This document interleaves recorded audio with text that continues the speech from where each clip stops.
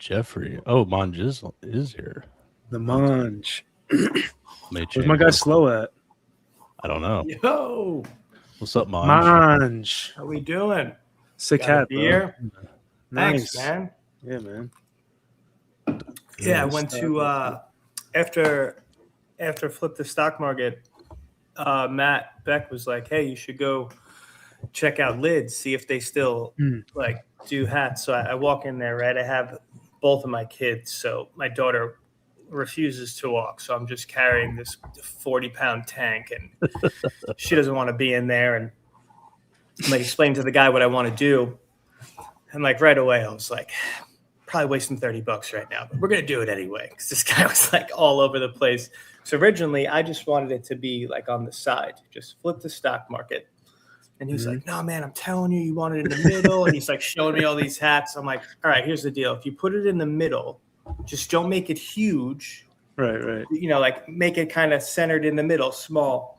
So I'm like, "Am I gonna have to like come back in a couple days?" He's like, "No, you'll be done in 20 minutes." I'm like, "Oh, all right." So I take my kids, we go on the carousel. You know, it takes like a half hour. I go back in there, and there's like a huddle of them around this machine, and I'm like, "Oh boy." Wait, this is a huddle of them? He made a bunch of them? No, there's like 5 of them like around this machine that they have in there. And I walk in, I'm like, "How's it going?" And like the manager's like, "All right, so the machine was really acting up, but we just have like another hour." And I'm like, No. "Yeah, sure. No big deal. I'm going to be here for a couple hours." And I come back and it's this. It's just like the whole hat. But they did put SPX 6900 That's hashtag nice. on the side. Dude. I like that. I think That's cool. I think I would do another one except just have it smaller, you know. But I was looking, so I wear this hat brand is awesome. It's called Branded Bills, and you could actually customize your own hats on there. And I'm gonna look into it because it's just a really good hat. Like they're like the best hats I've been wearing them since like COVID. I have a bunch of them. They last forever. Like all the hats I have are literally like 6 years old. They wear well. From that website? Yeah, Branded Bills. Oh, okay. Great Cool. site. So I was thinking like maybe I'll check it out. Can make some hats on there where like everyone could get them because it's just like a really nice hat. And I wouldn't make it as like obnoxious as this. You know, I'd make it more streamlined looking. You know, like maybe even it would just say like 6,900 right greater than 500. Yeah. There's nothing wrong with that hat, you know. But I was just gonna say the people at Lids, they know all about flipping the stock market now. That's the guy making 10 of them. Dude, you know, they're like selling Pokemon cards in there now. I'm like, what happened? serious? This place? Yeah, dude. So weird. I mean, I didn't even see it. Naturally, my son did, so I'm like, God. That was in a mall. That was in the mall. Yeah, there's a huge mall by me. It's actually really sad. You could tell there was like high hopes for this mall. It's called Destiny Mall, and they probably just ran out of funding, and now it's just this massive mall that half the stores are closed. set up in But it is cool. Yeah. Yeah, okay. I remember they've been building that forever, bro. Dude, the one by you, I worked for a company that worked on that mall for 10 years on and off. What's that huge one? American Mall? You know what I'm talking about? The one in Jersey where they have talking about East Rutherford down there? It's like yeah, it might be by East Rutherford. They have like Nickelodeon in there. They have a bunch of stuff in there. Yeah. I forget what it's called, but it's by Giant Stadium down there. I think, is it Mall of the America or is that the one in Minnesota? Yeah, I know there's one in Minnesota called, but I do know that's the one in Minnesota. Yeah, it is. Okay. Yeah, Mall of America. It's something similar to that, though. I know what you're talking about. You worked on that for 10 years, though? Or you worked with the company that I last worked for, they were a Jersey-based company. Dude, they literally 10 to 12 years they worked on that. That mall ran out of funding like 4 times. Then they would sell the toxic debt to another company who would buy it and then keep building. Yeah. And that thing literally took like a decade. American Dream, yeah. Khalil. That's it, American Dream. Khalil That's on it. that. Appreciate it, Khalil. No, that that's been around forever, dude.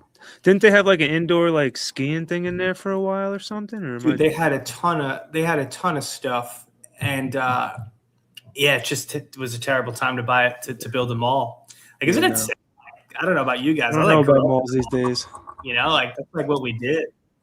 Yeah. It was a big place to hang out. Yeah, now they're 'Cause- just like empty. There's nothing there. Because there was any store you could imagine. There were arcades. There was food. Yeah. I mean, I love the arcades. They were amazing. oh yeah, the arcades were awesome. This mall actually has, that's like one good thing it still has. It's like it has like 2 different arcades. That's usually Oh, where wow. we go hang out. That's Hell cool. yeah, yeah. So Well, you're yeah. looking clean shaven, brother. I did shave for Mange. He's looking. Appreciate that. He said he was pumped up for the stream, so I thought I would show up looking professional. You know. Went and got beers and everything, man. I'm fired up. Yeah. What do you got there, beer wise? So this is Myers Creek. It's a local brewery. It's a hazy IPA, which I'm not a big IPA guy, but I got to say this is like a really good one, and the people are super cool. That's like one of those awesome breweries where they have like a whole outside setup. Yeah. It's like kind of like on the top of this hill. It's like big grass fields, so you can take the kids there. They run around. It's pretty awesome. Those are awesome. Yeah, we got a couple of those near us. As I was actually thinking about the day before, there's a really cool spot in downtown Spartanburg.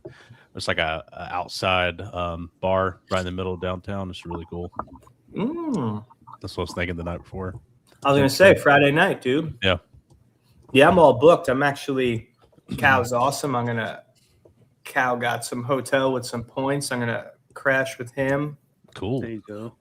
So yeah, I'm all ready to go. That guy's a locked box though. I can't get any info out of him on what he's presenting. I need good, to. though. Yeah, I will need to get a name eventually, but so some kind of maybe not. Maybe A I'll name just like do a it. title for it. Well, that's what I was thinking, but maybe just let it be generic and he can just do whatever. It will be a surprise Yeah. to everybody. That's fun too. Dude, I'm so pumped for that. It's gonna be a lot of fun, and it'll just be cool off the back of Amsterdam. Amsterdam looks like it's gonna be a real big deal. That's Yeah. in like almost a week, no? Yeah, not Yeah. this Saturday, but next Really. Saturday. Oh wow, that came fast, dude. May That's 9th. crazy. Yep. Did you see Right. the Bitcoin conference was like terrible Ooh. attendance? They ended it like Yeah. 4 hours early. I did see that. I did see that all over the What are your feed. thoughts on that? Bullish. I think it was a little exaggerated because today is the what's it called, the industry day, so it's always less attended. So it was slightly exaggerated, but supposedly they had 30,000 people buy tickets, is what they're claiming. Oh, that's a lot. Yeah, so 30,000. supposedly It's that not was like supposed- it's not like no one showed up. right. So I think it might have been a little exaggerated because Oh, okay. today's the least attended day because it's like only for businesses or whatever. I will say a very valid complaint is all the feds that were talking there. Like that was ridiculous. Oh, I didn't Cash even Patel. Yeah, it's like I wonder why so many people left. Right. dude, Cash Patel, what a terrible guy to bring. Wasn't Eric Trump there too? Yep. I think so. Even yeah. worse. Big Hey, let's Bitcoin bring guy. a Like guy the that White made House billions blowing of up, being like, dollars. what's up, everybody? Aren't we winning? We're all winning. We're all winning. We're all winning. Don't you know? No, the Bitcoin conference is not cool. It's definitely not cool anymore. I remember. I mean, it was at its peak when they paid Tim Dillon a Bitcoin to go there, right? I'm pretty sure he went to one of them. That was probably when it was at its height. That was probably like 4 years ago. Yeah. I Dude, remember. Saucy's asking what kind of hops. I don't even know. Orange Gonna be- peel, citrus, centennial, and mandarin, Bavaria. Yeah, nope. Sorry, I don't know what that is. I can't believe they had Cash Patel there. That's actually. Yeah, like what? Why him? Yeah, like, like- he has Eric Trump. I understand a little bit more because he's been talking about it forever. I haven't heard him say a word about it before. It's just weird. Why have the head of the FBI Yeah, it's so fucking crazy. show up to the Bitcoin conference? That's insane. That really is. What an odd pick. Yeah. So crazy. I want to Like, shout how out does- the audience real quick. What's up, Useless, Henry Bucket, Saucy, Hoodish, Impala? Yeah, I'm looking forward to seeing you there, man. To drink your beer. Saucy, Riz, Andrew, Khalil, and Patrick. Hope everyone's doing well. Sorry, Continue. Yeah, I'm gonna nice. shout it out Got real a quick. nice crowd. Yeah. Everyone's hanging. Everyone stepped in That's tonight. what's up. Mhm. Henry Buckets. Not familiar. I want you to know who that is on Yeah, X. I Did I was freeze curious. already? Henry Buckets. You don't know Henry Buckets, bro? I froze already. Hang on. You're let me come- frozen. Long space time and time. listener. I don't recognize Henry Buckets at all. Henry Buckets. I think I remember the username on YouTube. Okay. Wait, so do we know who Henry hard to Buckets keep is on track. X? Is he an X guy? Henry I don't Buckets is Henry Buckets. I think Henry Buckets is just someone's real name, the real name of an Aeon, unfortunately. Buckets being the last name, which just sucks. Goodish. I think Where's Buckets is the Smashy? first name. Slow. Smashy's a guest next Oh. week. Could be. Smashy, Buckets is yeah. first name. Where's my Smashy, favorite Smashy? Smashy, no longer Smashy. Now they're undefined. Smashy, Undefined. Mm-hmm. Wait, really? Yeah, you didn't see that? You didn't see that? No. Their name. Oh yeah, classic, dude. Check it out. I'll share. Oh it wait, really quick. we gotta Get- share yes, that. Chad's got to get you. Oh, I lined got up. it up. I got it. Smashy is my favorite name. Undefined. So they were Smashy, and everybody was calling them out, and some were defending, and now they're undefined, whatever this is, and they're shilling Brett like crazy. So if I type in Smashy, it still Yeah, does I called that dude out. I said, "Hey man, just come up on any space. There's Yeah. spaces all week." you know, Smashy is totally an SPX Aeon. Look at this. Absolutely all about SPX. 2 days ago, now he's all about the Brett. I mean, or here, whatever the hell it is. That's so funny. Actually- it's actually pretty based. Literally based. It's literally based. Oh man, Yeah, that's that's classic. I wonder if I pretty got damn smashed funny. by if I got blocked by old Smash. I bet you I did after that. I got blocked. Yeah, day one, pretty much, because I was like, I was too. I was like, yeah, obviously they're fake. I was blocked in a few hours. And then everybody run It was to pretty quick. It was a little impressive, to be honest. boom. That's because they were trying to control the narrative. Yeah. Well, that's what everybody tries to do. Nice. I'm still on there. Yes, they do. Still in. Still on there. Now You're they're only unblocked. Still following, blazing, baby. interesting. They're only following 367 Oh, people my now. bad, saucy. Yeah, they learned from us that's a sign. So they Yeah. corrected that for their next engagement form. Pretty sure they posted like, "Oh, look at me! I corrected my." Pretty sure I saw something like, "Oh, I stopped following those bad people that I used to follow. Like I'm an Aeon or something." Just like, Hashtag Aeons. yeah, hashtag Cognisphere. Hashtag Illy. I love you. Yeah. Dude, how dare do Undefined, Uncle? I mean, that's That's how crazy. Yeah, they dare can't you. do Wrong, Undy's name, wrong like too. that. Yeah. Can't do the OG Unk wrong like that. Dude, Undy's one of those people that he posts something and I have to bookmark it and go back to it for when it's quiet to read it. Because like my brain doesn't function high enough to like read it while I'm doing things. I'm Some like, of the I indie posts. sit Yeah. down. I gotta sit down for this one. Yeah. Big brain. He's always brain got Undy. bangers coming out, dude. Bangers, dude. Same with the I never say his name right. Plumer. How do you say that guy? Plumeris. Plumeris. Pluterms, Plutermes. Crushes, dude. Yeah, Red A. Yeah, he does. He does. Brett Aeon. Jason, Brett you are Aeon. forgiven. You are forgiven for being late as fuck. It's okay. I saw Jordan snuck in there. He dropped a shirt today. Did you see that? Is that on? I'm guessing that's on his site. I got to check it out. He makes some cool shirts. I'm gonna buy another one for South Carolina. I think he actually made a South Carolina shirt, so I'll buy that one. Yeah, I'll buy that one. That's what I'll wear. That's awesome. If I thought I could fit my feet in those shoes, I would buy those shoes. I actually like them, but I have these duck feet, dude, and I just know I would be in so much pain. It would be. Didn't Unk get one? Unk got him, right? Yeah, Unk did. I think he got the whole get up. There were 6,900 everywhere. Dude, I feel like Unc was wearing Converse back in the 80s. Probably. Yeah. You realize Yeah. he's not much older than. I know. I think he's like 38, right? He's only like 3 years older than me. Yeah. Which I have to say, That's called living, brother. The name is deceitful. It's called living. He's like he's not that old. He looks That's called living. Fuck, dude. Unk is 40, Jordan said. Okay, Unk is 40. okay. I thought it was 30s, but maybe it is 40. Even Yeah, still, I don't think he's 40. I don't think he's 40 either. I think he's a little younger. Maybe wrong, I thought though. he was 38. That is Or what I honestly, remember.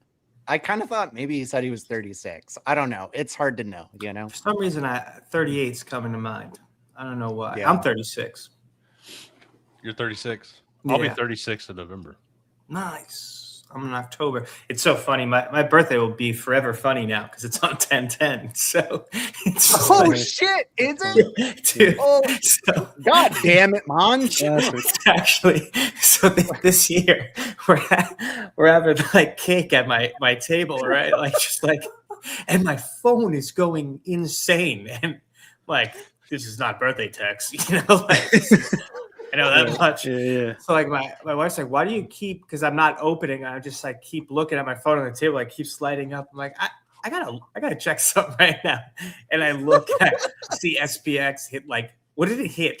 Like 10 cents. What did it hit at one point? Like on the flash crash. Like I don't know. I mean, it like Really bottomed low. out to like Absurd. almost Yeah, really nothing. low. And I just remember looking at it and going, "This is awesome." And I just put my phone back. This is great. Great. Here we fucking go, baby. Yeah, I think Sui recognized it's like 0 for a second, and the Atom token was like 0. Did for it a really? second. Yeah, like Oh, wow. literally Dude, 0. Stewie, That's crazy. from my buddy Shine that I do Giga Motion with, he did this like cool show. It's called like Shilling Me Softly, where he would help people pitch their coins. They would come on and do like a minute, and then he would help them, you know, like with their pitch. I thought it was cool. So he had like a bunch of Sui people come on, and like there was like a second there where like the ecosystem was starting to build up, like the coins are doing good, dude. And it was like 10/10. Then they got that hack, and it was just like, Oh, the hack. That's right. Hack was bad. I will say in their to throw them a little bit of hope. Sounds a lot like Solana. So they're in 2022. yeah, man. People forget that Solana would die like so many times, man. Like, It was the Sam scam coin. It was every bad thing it could be. So yeah, I remember. You I mean, you got it, or you rode that wave longer than me, but I remember buying it at like 19-20 bucks, and it was like, it's a honeypot. No one knows how many coins there are, and I was just like, man, it's at 20 bucks. I feel like I should buy this. I feel like it's a good trade. oh my god, the note. That's the same thing with Ethereum, by the way. There is no set supply, so it doesn't mean anything. Anyways, that's the old FUD that still triggers me a little bit. Dude, now that thing went on a ripper, though. I mean, I sold every coin above $100 on that one. Nice. Some of them, I think, above like 180. That was like my first real big bang in crypto. What's that, Solana, right? Mm-hmm. Yeah. That's what I told Chad the one time. That was like my first time I realized you can like make money in crypto. You know, I saw like, you know, it was like the Coin Market Cap like articles, but it was like a positive article for Solana when it was at like $20 though. You know, it was just like the first thing I like kind of ever saw, and I was like, oh, it's like the second Ethereum is essentially what the article, like, you know, too long didn't read pretty much was, you know, and I was like, oh, whatever, you know, cool. I'll check it out, Sounds you know, cool. Isn't it funny? I like catch myself doing. I have like a hard rule with myself now that if I'm going to open an article, I have to finish it, because it got to the point where it's like I can't even finish an article. Like, you smooth brained, like just it's 7 minutes of reading probably. Just finish it. Just read it. You know? Just read it. But yeah, and then like all of a sudden I come back and it went up, and I was like, oh wow, cool, like this is like a thing. You know, and that's when I just like, you know, See, I was stayed around more, working. guess. I was working in Flushing, Queens, in the Department of Sanitation, inside like a big, what would you call that? Almost like a hangar. You know what I'm saying? It was like it was closed, but we had to do these like pits, and because it's Department of Sanitation and it's in Flushing, Queens by the water, it was bad. The ground was so bad, dude, that I was in black sludge Like I was just in sludge digging these Believe pits in. Yeah, it was crazy. And the operator was this awesome dude. He was my age, and I was like telling him about Solana. I'm like, bro, just throw a couple $100 in it. Like just like Guy's just covered in black shit. He's like, bro, Yeah, I'm Solana, bro, Solana. and he's like, yeah, dude. And like that was at the beginning of that job. And then like literally a month later, it's at like $100. He's like, dude, why didn't I throw like 20 grand into this? He's like, this is crazy. Of course, yeah. And that dude went on to buy. I bet you at one point he was one of the top holders of HBAR. I mean, he put like $250,000 into HBAR. Oh wow. Yeah. Holy shit. Or just like a guy who's been doing that work for a while. Jersey dude. Had money in the bank. Yeah. He lived. What's that town right after Hoboken? Starts with the S. S. I think it's a S. It's right after Hoboken. Secaucus. No? Yeah. He lived over there. He was a single dude. He was hilarious, and we made good money. He had money, and he just kept buying HBAR.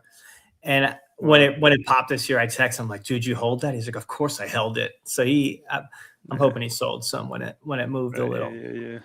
That's awesome. But there's so many blue collar guys that loved those altcoins, all of them. XRP, HBAR, Cardano. Like I don't know how the messaging, you know what I'm saying? Like I don't know what did it. I really think it was just the amount of articles, the amount of YouTube people making videos. But there was so many people that I worked with that were buying those utility coins back in like 2020, 2021. And they held them. A very good marketing team, all those guys. Yeah. Is that you think they just spent a ton of money? Like they just spent XRP, that's what Ripple does for sure. And HBAR does too. And a lot of times they'll even say presented by Hedera, blah blah blah blah blah. Solana did too, to be fair. Fair as well. So there was a lot of that.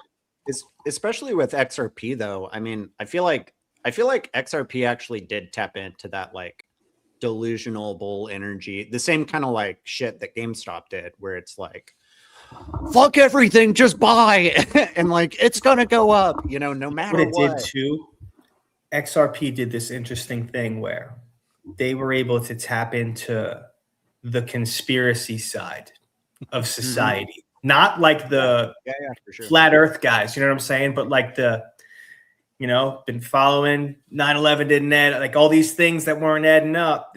That's how they tapped into those guys. That's how my brother got into XRP. He was one of those guys who got in. He wasn't like no crypto guy, He was one of those guys, and he probably still has his XRP. Just like he didn't even know, he didn't even know what to do with it, what it's at. He just got it. But that's interesting that you say that. Everybody I've known that got into XRP, it wasn't from that angle. It was from the government's gonna get it. It's gonna do cross-border payments with the Fed. And it's gonna replace the Federal Reserve. You know how many money get removed? That means it's gonna be worth $5 million a coin one day. Yep, replace Swift. That was was one of their big hooks. It's gonna replace the Swift system. So for me, it was more like a Fed coin. Like they were like, "Yeah, we're like going to be part of the Fed." That was the whole argument. That was my thing.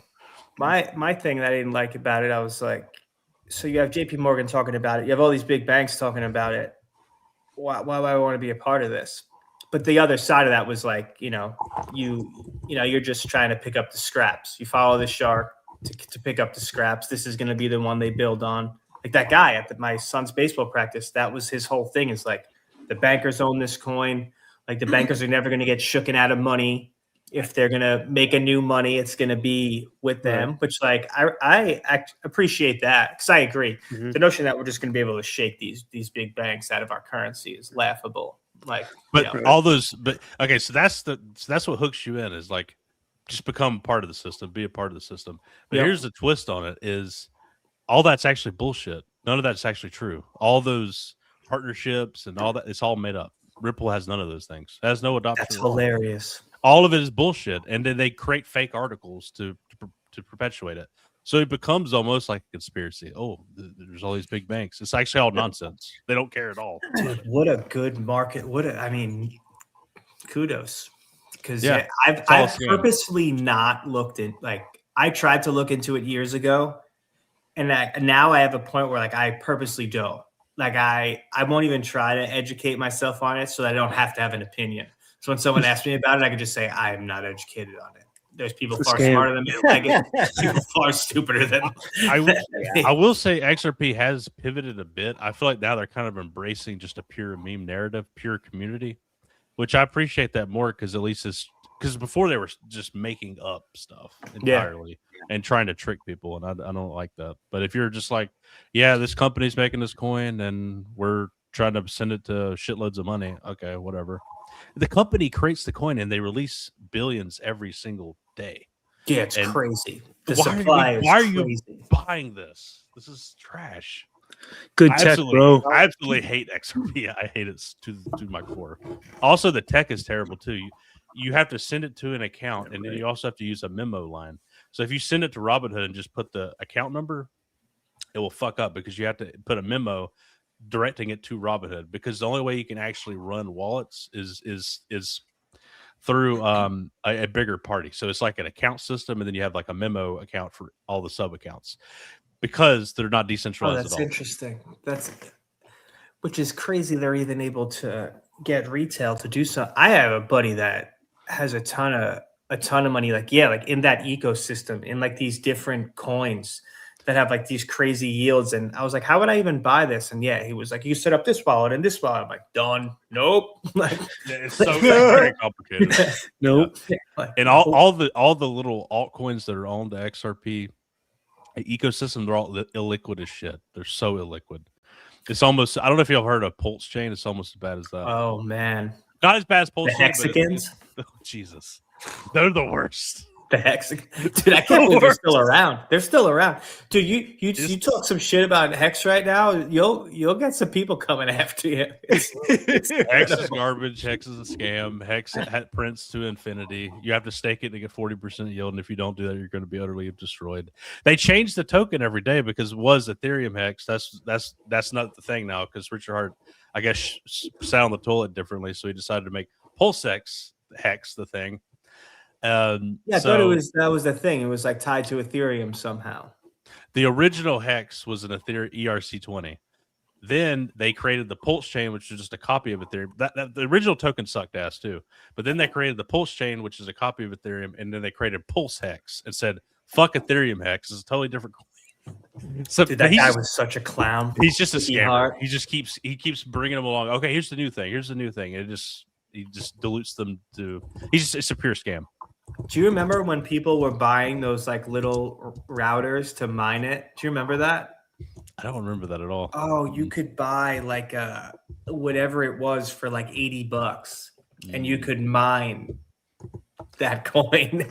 I remember there were some Solana. Remember the Solana physical infrastructure narratives? Yep. There were a lot of those bullshit ones too.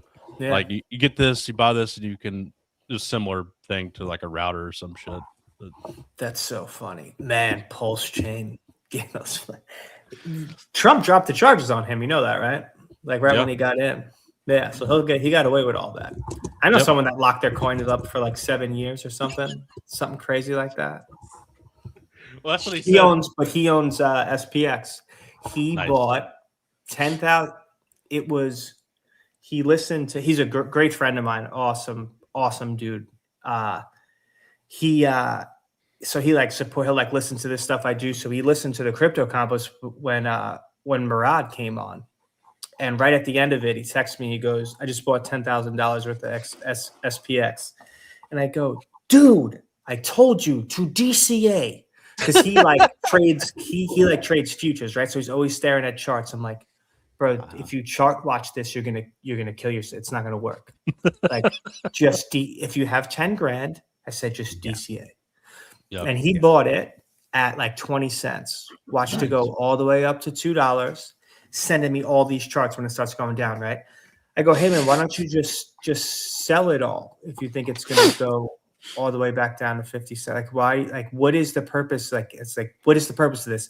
He goes, I just like it to know. He goes, I'm not selling this thing for years. I go, what is it, like like sadomasochist? Like what is the like? Why are you doing this to yourself? And he never sold any. He still owns all of it, and he thinks it's going to $100. But he will watch the chart. And he's probably just been punching himself in the dick this whole time, making lines on the chart. But yeah, he locked up 20 grand in that. in Hex. In Hex, yeah. Wow. Ouch. Damn. Yeah, literally the original Hex. That's Richard Hart has said, do not buy the original Hex, and he's the whole reason why any of it has any value, because it's the cult of Richard. So yeah, your friend got totally screwed, unfortunately. I saw that guy one time and I go, nope, not buying this. He's such a sleazebag. Yeah, not buying this. No shot. He's got Absolutely Gucci no shot. and he brags about his big diamond. I Dude, went yeah, down a whole Richard Hart rabbit hole. It's so funny, so interesting. I saw an interview with him and he had on a Louis Vuitton shirt that said Louis Vuitton like this big, like across the chest. Once you see that, you run. Like you run away. That's how. Real people wore that stuff. Still, Yeah, that's when you know. And I learned that on Wall Street. Like the fancy clothes, like the super high end clothes, when a person actually has money, they don't have any mark. There's nothing. You know what I'm saying? Like even the suits, like there is no label like that. Like that's not a thing. That's like what poor people that are pretending to be rich do. right. Like high end clothes is very streamlined. There is no branding all over it. That's not it's cheesy. You know what I'm saying? Is, yeah. Right. I want to share Saucy's comment. A friend of mine is in Algo trying to convert him to an Aeon. He's still infected by the tech virus. That's a lot of the XRP people too, and a lot of those utilities. It's all about the tech. I was gonna say, isn't Algorand just like XRP? I'm sure. It's like the same Remember thing. You know, VeChain? the thing is that Yeah. almost all But it's like- cryptocurrencies are just like all the other ones. Yeah. There's actually very little difference between all of these for the Yeah, most it's like what part. Matt Beck was saying. Oh, That's what Matt was saying on, he's like, there is no difference between a meme coin and a utility coin. That's not true. And he's right. Like it's not true. They're all cryptocurrencies. Except they have ass tokenomics. It's a big difference. Well, right. So like that's what I'll talk about. Like Hey. mark my words, that guy will buy XRP on my son's baseball team. I would bet my life on it. I have a very high closing rate with Shilling SPX. That I'm not worried about that. But how I'll get him is tokenomics. That's how that's the easiest way to do it.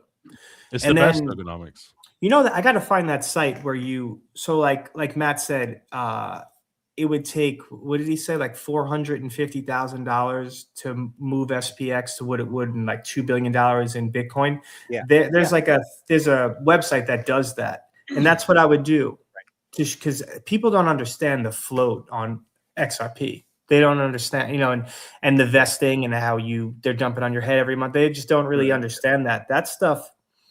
Once you explain that, and then you just attack the why, though. Like, yeah, dude, the system's broken. Like, here's something I've been thinking about a lot lately, trying to figure out parallels. So, like, Christian Smalls, you guys familiar with that story? That was the guy that unionized Amazon. So, it's actually an incredible story. And mainstream media didn't really cover it because they're bought and owned, right? So it wasn't a good look for them. So COVID rolls around and everything gets shut down, right? But Amazon doesn't. Amazon's one of these essential companies, right? So they're working these guys into the ground. And Christian Smalls is the manager at I think it's called the JFK 8 warehouse in Staten Island. Big Amazon warehouse. Christian Smalls is a black dude, former rapper, used to like travel with Meek Mills a little bit. He was like a rapper, but he managed that warehouse. So COVID comes around, everyone's scared shitless. They're working. They're not providing any PPE, right? So they're not giving them any masks or anything. They're just telling them to come to work. This guy makes a peaceful protest, like a walkout, right? And he's the manager of the warehouse. They fire him that day. The cause was social distancing. He wasn't he was closer than 6 feet to someone. Yeah, can't do that. So they think he's going to go away. He doesn't. Instead, he camps out outside the site and he starts doing these cookouts, right? And he's talking to all the workers. Now, mind you, Staten Island is, Jeffrey will tell you, old school Italian, Trump land conservatives, right? Right. He's there, him and one buddy, his buddy Derek something. They actually start to get some momentum. The Amazon emails from the corporate leak, and they're saying that he's not intelligent, he's not articulate, not to worry about him. Next thing you know, he has this whole warehouse ready to walk out. So you're talking black people, white people, Mexican people.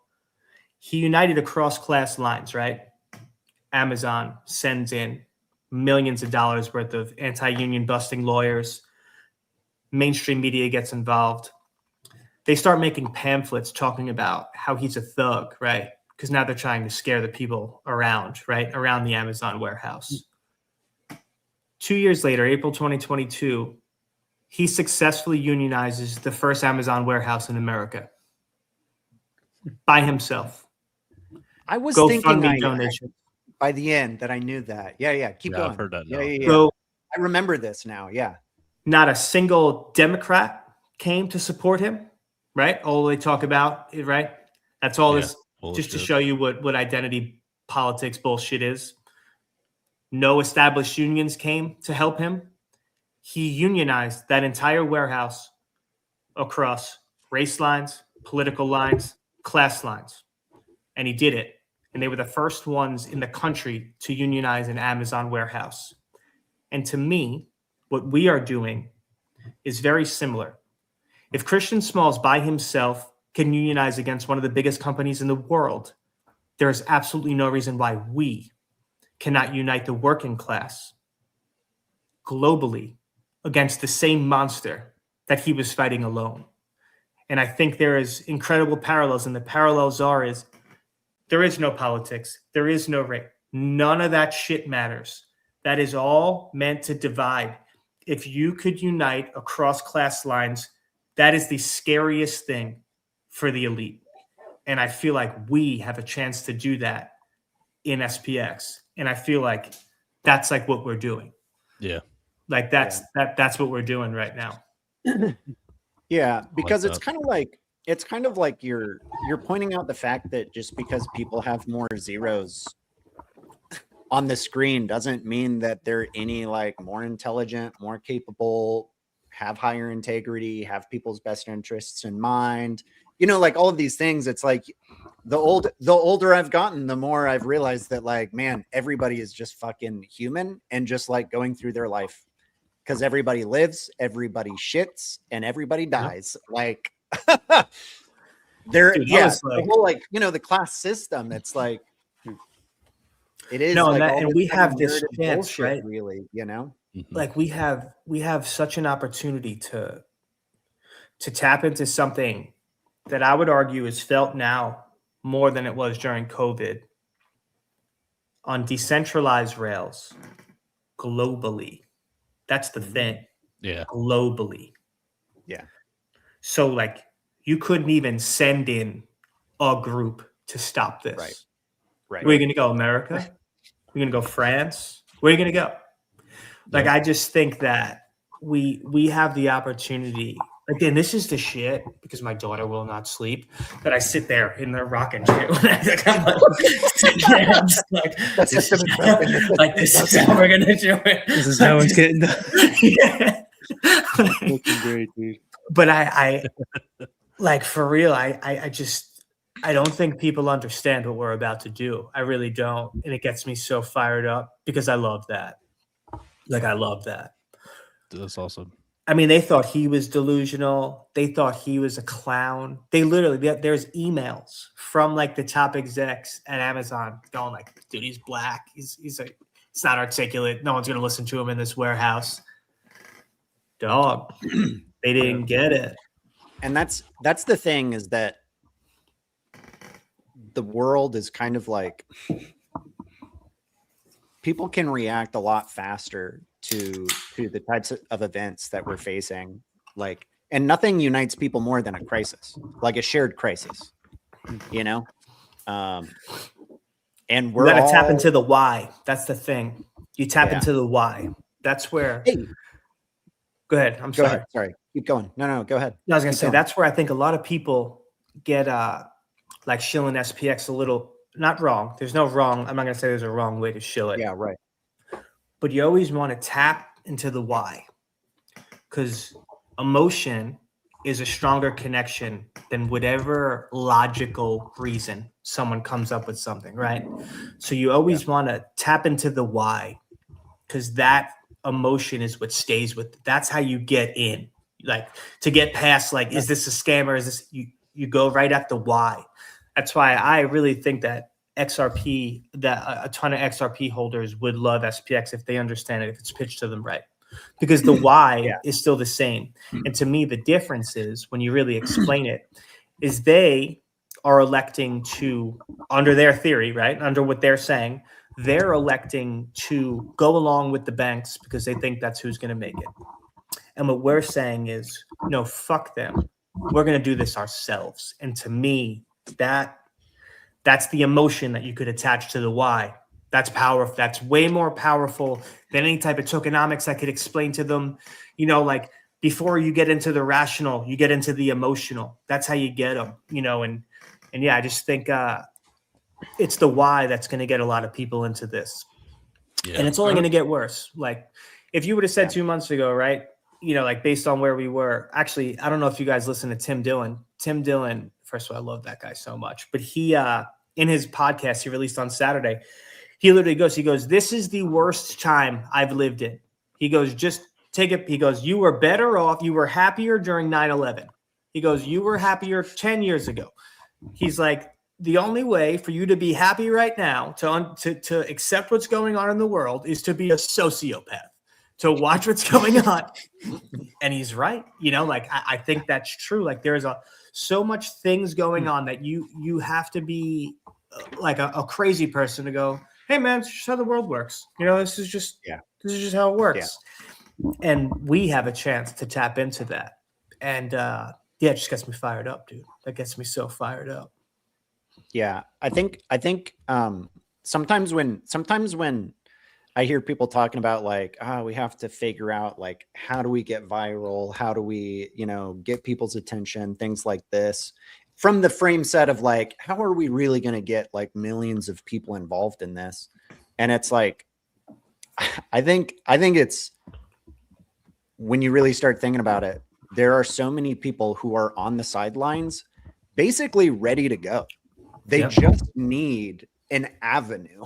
Like, they just need a vehicle to coordinate, which is obviously, like, what SPX provides, because, like Matt's right, there's really not any difference between any meme coin or any of these cryptocurrencies. There are technically, but, like, for the most part, these are just ways for us to coordinate and transact and figure out new ways of doing that. But yeah, there's so many people that resonate with this, obviously. Yeah. And they're ready, you know. How many people do you think we have, right? So I heard Very Hoodish and Jordan talking about it. Then we kind of touched on it on Flip the Stock. To me, I would think it was more than 20,000, right? I thought that number seemed very low to me.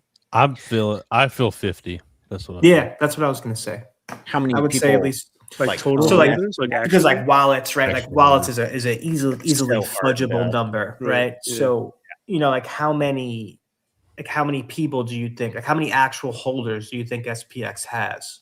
They were saying like 20,000. I was like, God, just seems super really low. Yeah, I agree. I feel like that seems low. I mean, maybe 20,000 people who are holding, like, on chain and not, like, through a could be crypto exchange. Could be.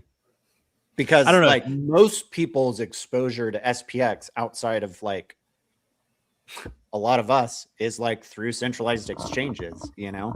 So I don't know. It's very, very hard to read. There's 220,000 wallets. Yeah, 227,000. I had a question. So that number, you know how Hype was talking about how someone just, like, spammed like 50,000 wallets on base chain. When we say 227,000, is that including this, like, spammed base holder number? Do you know? If I understand right. Okay.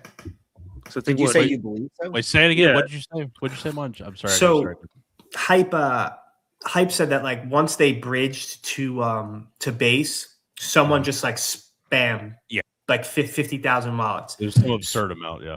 So when we say 227,000 holders, that includes that 50K that we know is fake? Right. Okay. I would say it's even more than that. It's more like 80K. They're pretty much spoofed, yeah. Yeah, I mean, I remember you do that. Like I know people that do that to get to like 1,000 holders, so you could just get get on decks and get this. Like you send dust to 1,000 wallets. 10 cents. Yeah. Base is by far the most fucked up one. Yeah. Who is buying on base?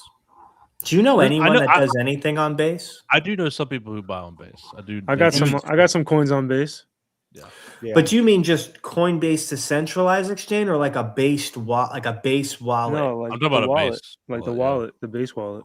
Yeah. Interesting. I mean, I have, I use others, but it's pretty simple to use, honestly. And if there's no fees, I mean, I don't less fuck with fees Coinbase like that, but dude, that's one thing that's going to drive me nuts about this when the liquidity returns is gas prices are going to go through the roof because Ethereum fucking sucks, and it's going to make me so angry because they've had years to figure it out, and people will be like, "Well, look, they're really low right now." It's like, yeah, bro, no one's here. That's why they're cheap. No one's using it every time. Like, I remember when SPX like ripped to $2 again. I was trying to buy some more for my wife, and the cost was through the roof. Like it was like $80 for a $400 transaction. I was like, what? I can't. Dude. But I just feel like how haven't they figured that out? Like I'm not smart enough to understand how that whole thing works. I'm gonna bring up these stats. So.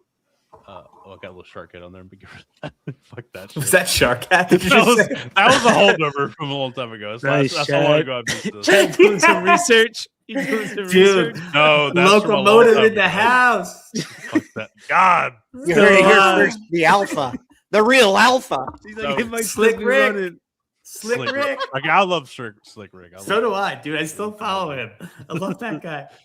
That's the only guy I love from them. But you look at the base holders, 113,520, Solana 65, Ethereum not even 50. So clearly the base is way out of whack. Like I would say it's probably 10,000, and I would say Solana might be accurate, but it's probably more like 50. I would say realistically we got like 100,000 actual wallets. So maybe 30,000 is right. I don't know, but then we got Coinbase and Kraken, so maybe 50,000. The one thing I would like to mention is just in case anyone is like thinking about this and then looking at other coins and being like, wow, these other coins have so many more people. Many of these coins do not have so many more people because all of these coins have been dusted to infinity. Like, dude, Brett's a crazy one. There's so much. Yeah, there's so much of these metrics and data that is very easily fluffed and manipulated, which is why a lot of people really don't pay attention to like the holder stats because it's kind of impossible to know, really. Yeah. I'd love to look at. I need to just pay for premium for like a month because you can look to see who's got greater than $100. How many wallets have greater than $100? Yeah. That's a pretty had holder good scan for a while. I used to look at all that data. Yeah, you could break it down to 100 and think over $10. You cut everyone out who's under. If you're gonna like do something like $105. that makes you get more of an accurate depiction of what's actually happening. Cal and Matt Beck could get all that data though, because they pay for Glassnode. Glassnode, that's the one like the institutions use. You know what I mean? And I did reach out to Matt about his supply squeeze metrics because I was like, hey, what about all these dusted wallets? He said it doesn't actually matter for that stat because he's looking at it from a token perspective, not necessarily like each wallet perspective. Yeah. Total number of tokens. Yep. Yes. So like Murad's diamond handedness counts a lot more than some dude who has $10 worth of diamond handedness of SPX because it's like no SPX. Dude, we are so lucky to have Matt Beck. To have a real quant, dude. Literally. The best in the world. Literally like helped build Grayscale. So like him and Cal will like send these charts into like the flip the stock market chat, and I just like put like a fire emoji, just put like a fire emoji on it. No fucking idea what they mean. Like, what the fuck is this? Bullish, bro. We have these quants. I used to I used for to a send them month to like ChatGPT and like be like, "What the fuck does this mean?" Yeah, what the And fuck then does they it mean? explain it to like the x-axis and the y-axis. I'm like, all right. You're like, I've never looked at a chart before. I don't even know Yeah. what this is. What's this mean? I'm out Yeah, there. I actually just out paid there for- explaining it to people. I'm like, yeah, so like, you know. I just paid for Claude Everybody Pro. knows. I'm gonna ask Claude Pro everything now. I just Claude started Pro is paying for it. amazing. Claude Pro is amazing. In fact, dude, really is scary how insane that one is. Just Yeah. the I don't know ability to anything do about stuff. it. What's the latest kind of development? Where are we at? Where Is are we that- at with the Get AI? good. It's Get the good. top AI you need to be using slow. Claude for sure I is know. the best. Isn't it one. still a little dangerous in terms of like I mean it's What's all crazy is they made Of course, it's they made dangerous. something called Mythos, and They don't fucking they know. can't even release it to the public because like whoever got to use it, it was so powerful, just started hacking everything. I was gonna say, didn't it like start to get out? And they were like, Yeah. "Shut it down." that's that's what I heard then. We're yeah. flirting with that a lot, Okay. guys. Yeah. Okay, I just said fuck it and paid for the He's subscription real biased. quick. That's what it is. Jesus fucking Christ! I love that. Okay, over $100, 4,000 on base. So base is so overrepresented. There's only Okay. 4,000 people over $100. Yeah. That's Solana cool, would though, come to up know. So that's probably how many 15,000. wallets it is. 4,000. Yeah. Yeah, Right. well, and then about 20K for Ethereum. So if we look at that, we think about it's like 34. That's Yeah, maybe 40,000 holders. Maybe. so about 30, 40. But then if it's still over 50, see what the numbers. Yeah, a little better. Over 10. So yeah, over 10 on base is only 8,000. It's like all dust. Dust Yeah, it's is just everywhere. dust All wallet. dust. Yeah. So yeah, we're looking at maybe 30,000 ish real wallets. Interesting. But we're on exchanges too. Yeah, and the exchanges is where it gets. That's where it's tough. Total wild card. Yeah. I mean, you So kinda probably have- go ahead. Yeah. Go ahead. I was gonna say I would probably 30 to 50,000 somewhere in around there. I'm still go 50, but I don't know. Which is really crazy when you think about how loud and but it's all coordination, man. It's coordination. That is the name of the game, and so many coins just even the the multi-platform. If Twitter shut off tomorrow, 3/4 of these meme coins would go to zero, maybe more. Yeah. Maybe 7/8, right? Like maybe 87. of them would- Yeah, a lot, A dude, lot. a lot. Because like, where else are you gonna get crypto information about a fucking meme coin? And I can tell you Because, right like, now, for SPX, if X went down tomorrow, nothing would change. Right. Yeah, nothing would change. Honestly, it would like speed run the Cognisphere app or something, you know, if anything. Well, the Have you cool guys? thing I is that- used that one app for like a second, but then I didn't understand because it kept trying to get me to pay. So I didn't really understand. So what Did app anyone is use that? that app? You know what I'm talking What's that? about? Someone like No. made like a Oh, real Aeon? cognospheric like social media thing, and I was like down to use it, but Aeon anytime I tried Terminal? to click anything, it was no, not Aeon Terminal. No, not anything Mike made. Do you know what I'm talking about, Chad? I don't even know. Oh, the Aeon terminal. I don't No, think it's Terminal. No, Bro, Oh. he doesn't even listen to me, man. he's not listening. He to doesn't even anybody, bro. listen to me, bro. He's just I'm getting his his one fucking starting yeah, he's just employee. getting I'm another like, beer. The thing Slow just said? The thing my fucking retard assistant just said? Yeah. I'm over here. I'm fucking busy. I'm looking at statistics while 2 beers deep. Okay. I not know, paying I'm attention kidding. very good. I'm kidding. I'm kidding, boss. Don't fire me. Not good. Not good. Oh, Not this, no. oh my god, that was This is not this. Do you mean Aeon Terminal? Chat is dead. Chat is dead. Oh, dude, I'm sweating. Oh, that was good. That was good. No, not this, Chad. You know what I'm Damn it, talking okay. about? It like came up on Henry X for Bucket like said a the day. Cognisphere video app. You mean Discord? Oh, the Reels thing. Yes, That's that dead. thing. That is dead. He said it's dead. Is dead because I think Evil Candy Bar made it, which was very awesome. I think what If happened. Chad says you have to pay for it right now. I'm closing my laptop. Go you ahead, had to keep pay going. for it. Yeah, you had to.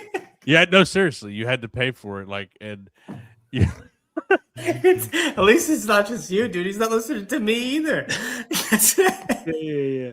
He's not. What the He missed fuck? that What did part. y'all say? Hey, I'm I way I just behind, said sorry. that. Wait, I was I like, would there was just this. like to clarify that literally the very first thing I said was real Aeon, Yeah. Yeah, I didn't know that I'm was sorry, that forgive was me. and everyone's like, no, not that. And then forgive 2 me, minutes later, sorry. Chad's like, "You mean real Aeon?" And everyone's like, "Yeah, real yeah, Aeon." that's what it is. I was literally looking at stats while y'all were talking. I'm sorry. I know. And I the know. 2 minutes of data went over my head. Sorry. Yeah, those apps you got to pay to maintain them, right? Like whatever, Yeah. wherever you store the data and stuff. Yeah, it Yeah, sucks. he told me it was like $100 a month, and that's what he was Yeah, trying it to at least sucks. get to. But Yeah, nobody nah. wanted to do it, so it's too bad. It wasn't even, dude. Like I was trying to figure it out, but anytime I touched anything, it was like you could pay $5.99. I'm like, can I just try to fucking post something? Like, let me. Yeah. What kind of app is this? Yeah. Yeah, I think he should. I mean, if you are listening, maybe this would help. I don't know, but maybe do like a free trial for a while, just to give us like some freebies. Because I think it's a great idea. It was I do. honestly, it was a great idea, and a very good to be idea. honest, even the like app itself was kind of sick. I didn't end up using it. Yeah, it was cool. It's kind of like TikTok. But it looked cool, and I was Yeah. like, "Oh, this is like a really good idea." Yeah. No, I was sad. He probably that makes me sad in the sense that he probably spent a lot of time on it. He probably lost money on it. I That think he sucks, did. man. I feel it sorry was for that. great. That sucks. Yeah. No, that's shitty. I think Yeah. it's one of those things that like if there were just more people involved in crypto Yeah. right now, there would be a lot more eyes and a lot more people would see it. I think the problem is right now is there's really just With only That's funny so you many Jay people said, around. just said, That's yeah, funny. You just said that. Yeah, exactly what Jay said. 100%. Mania begins. Yeah, Yeah, definitely keep it in 100%. the back pocket for sure. Yeah, because I do think it would be cool to have our own site like that. I think amazing. that's cool, Yeah. smart. No, it's very smart. That's another thing. You think about how much stuff has been like created and like all the not even just content but apps, like all the stuff Mike's does in the fucking bottom down blood market. You know what I mean? Like Mhm. it's so impressive. Like, it really is so impressive. It's like the best time to keep creating, I guess. You know. Yeah. Like, trying Well, if stuff you're out. for real, right? If Right, yeah. if you're serious. This is the time to do it because it's before it's going to get so fucking crazy that it's going to get hard to get in anybody's DMs. It's going to be hard to coordinate a space and everybody just talk for a bit because there's going to be 100 people who are new to SPX wanting to like ask questions and talk and stuff. So Yeah, like Yeah. Tans was talking about this to like me, Cow, and Matt. So first of all, Tans, whatever side quest on, Tans is on like he's still so I don't know what happened, but Tans is so dialed in right now behind the scenes, like all the Yeah. flip the stock market content. Like, dude, he's so dialed in right now. And Is he the one running the X account? Yeah, so we all are. We're all like delegates on it. It's actually I got to figure out. I can't run it from my phone because I am retarded. So I can't figure out how to get it to my. It only works on my laptop, and I never get a chance to like actually sit down on my laptop. But no, he's right. Like now is when you do all this. You define the system, so then you could redefine, right? Like refine the system, and you do all of this now. Like this is when you do it. So that when it comes, there is all of this content that we already know. We already know how the algorithm works. You know what I mean? Like, because all that's just A/B testing. That just takes time. You can't ask Claude. You could do all that shit. None of that matters. You have to do it, and it's reps, and you see what works and what doesn't work. But yeah, Tans is so dialed in right now, dude. Like so dialed in. Yeah. Yeah, it's cool to see. It's so, he like reinvented his Aeon. He got his Aeon back, and he's like. Did you read his post tonight about how he made his first $1 million? I read. It's a pretty cool story. You should bring it up. I read like 3 or 4 tabs of it. Finish it. Yeah, I know. But I mean, he's just spacing them out. Like, come on, bro. You just got like 3 sentences in a post. Yeah. But speaking of threads, I dropped my cutlets on a thread today. I've had so many requests for the recipe to my Oh, yeah, I cutlets. saw I was that. like, I just gotta make a post. Oh, Your cutlets look fire, by the way. They I'm look not so gonna lie. good. Thanks, man. Labor of love, those cutlets. A lot of love goes into those things. What kind of breadcrumbs you using? What do you got there? I make my own. That's the difference. Oh my god! Holy Smokes, dude! Dude, because breadcrumbs are just seed oils and processed Right? shit. Yeah. So it's super easy to make your own. Dude, you take a loaf of sourdough bread, so you know it's good bread, and you throw it in the oven at 400 degrees for like 20 minutes. You burn it, basically. And then I take a magic bullet and you blend it up, right? So that's the base of the breadcrumb. Get a bag of shredded Parmesan cheese, and then you chop that up. Throw that in there.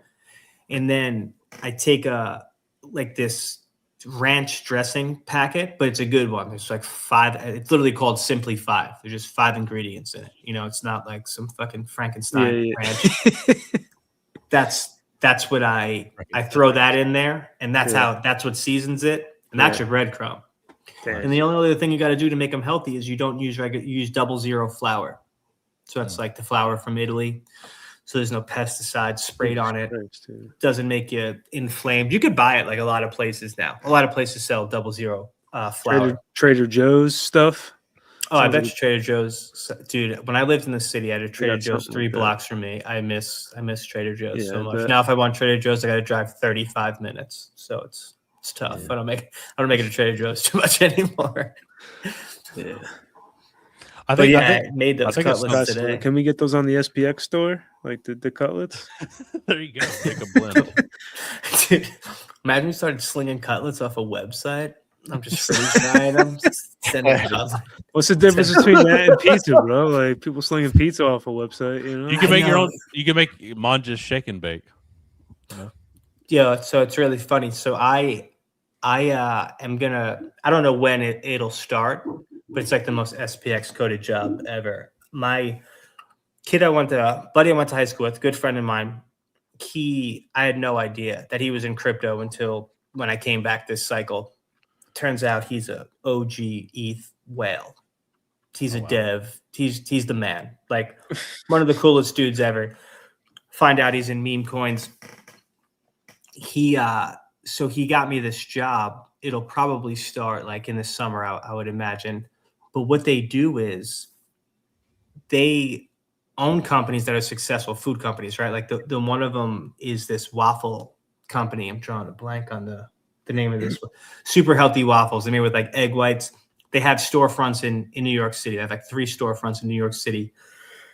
They're going to expand. They do these super healthy waffles. And then the same guy owns a candy company that sells Dubai chocolate and what they call Swedish foods. It's like Swedish fish type things. One of the highest selling candy companies in Target. So this dude, what he did was he created like a holding company and threw it all in there.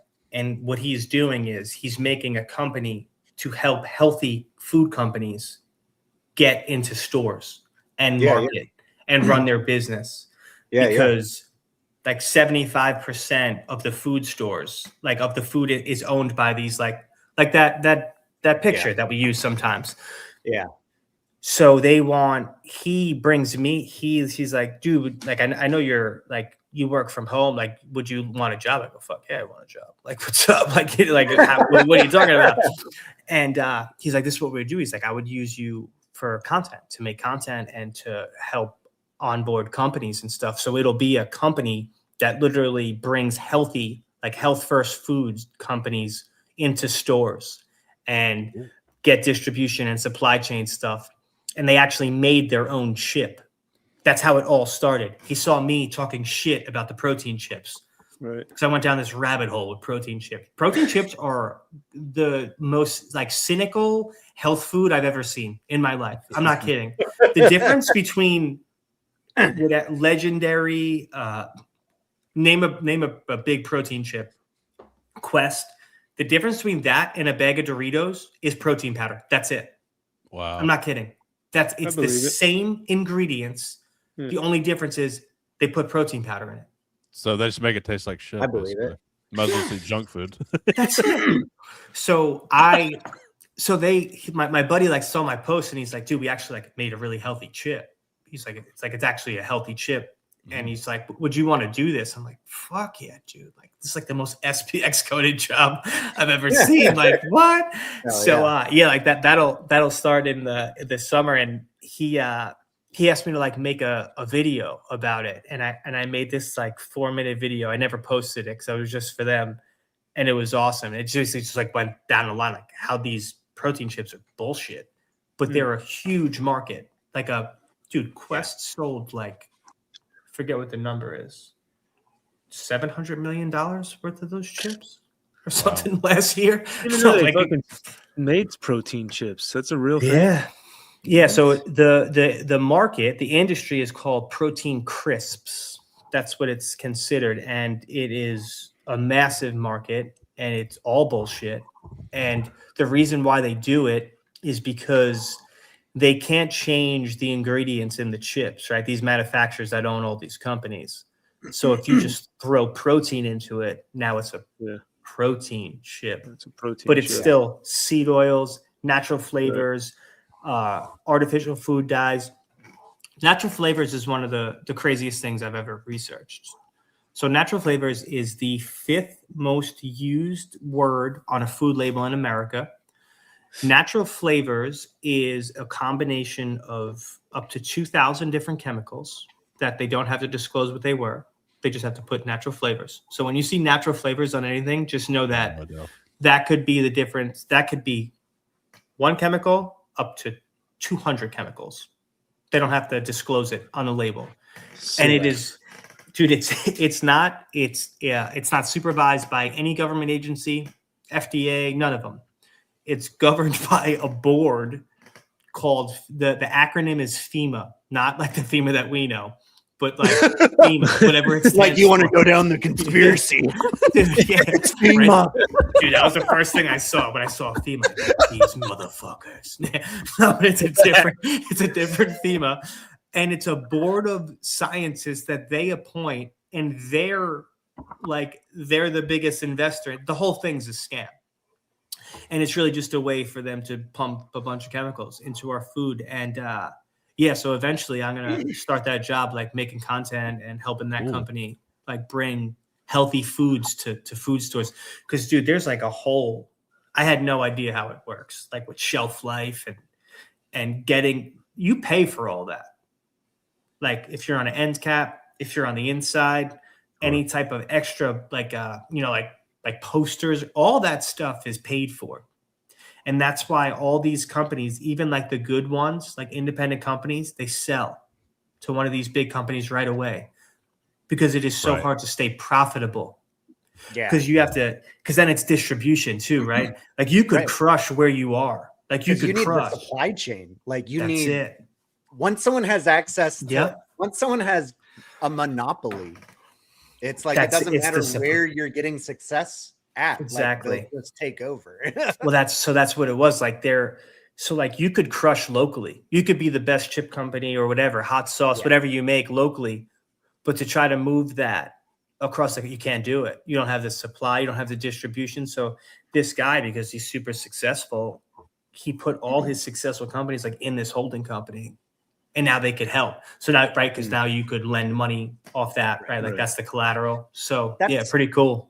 That's the kind of stuff that when people talk about like, what are we going to do with money in the future? That's where my brain goes most of the time, is that like, well, we don't need to necessarily try to like reinvent the wheel here.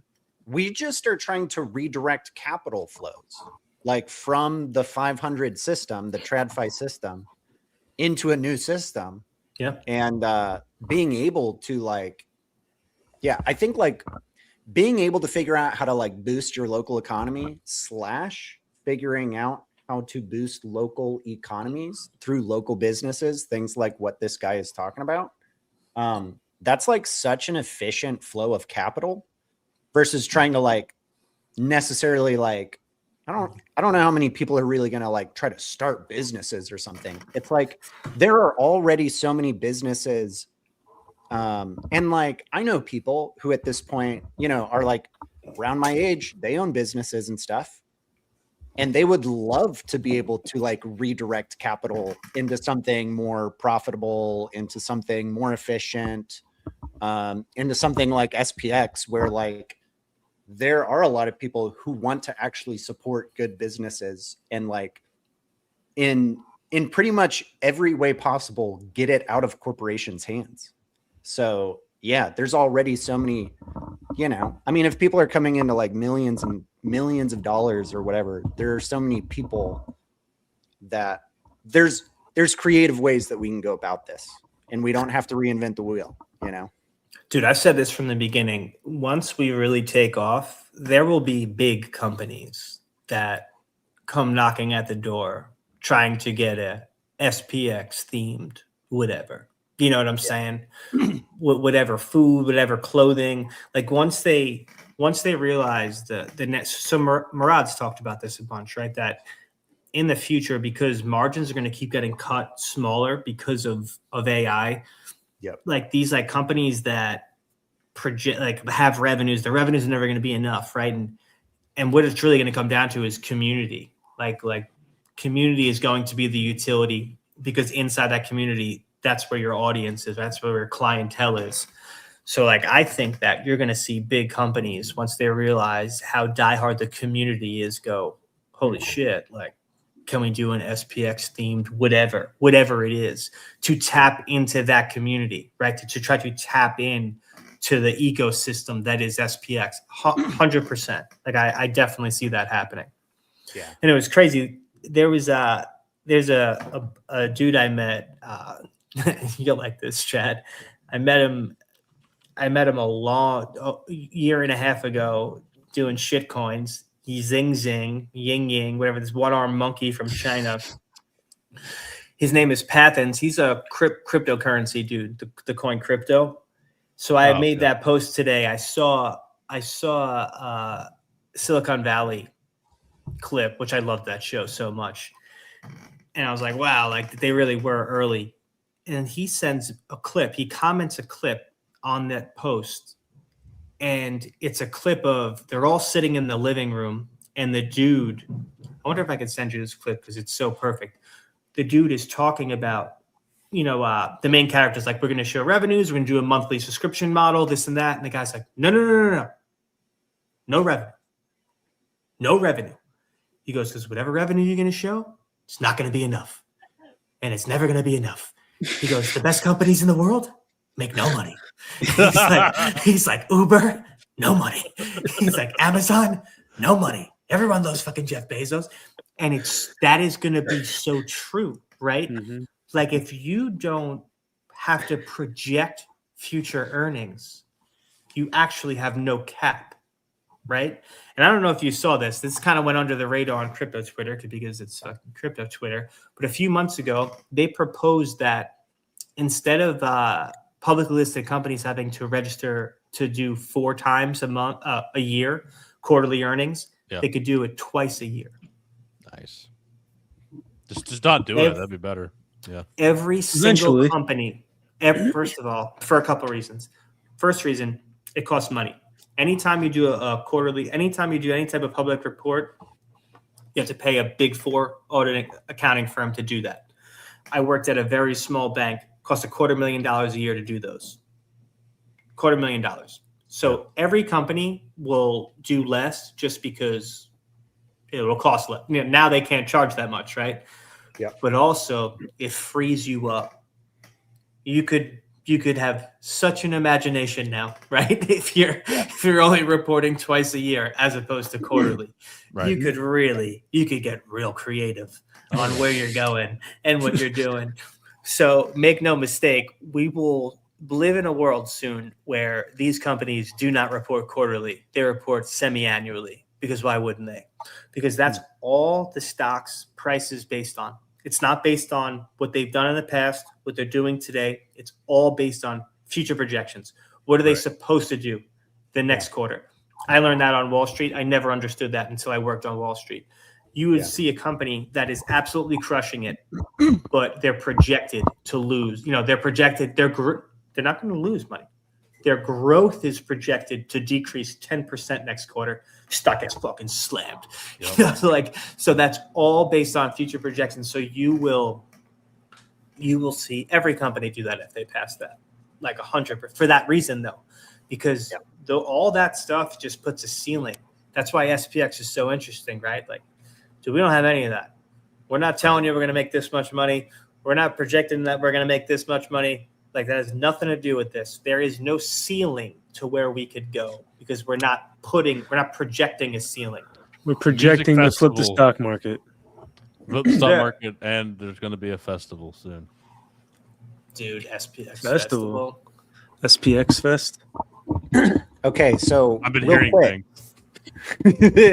Hearing things, eh? I've been hearing things.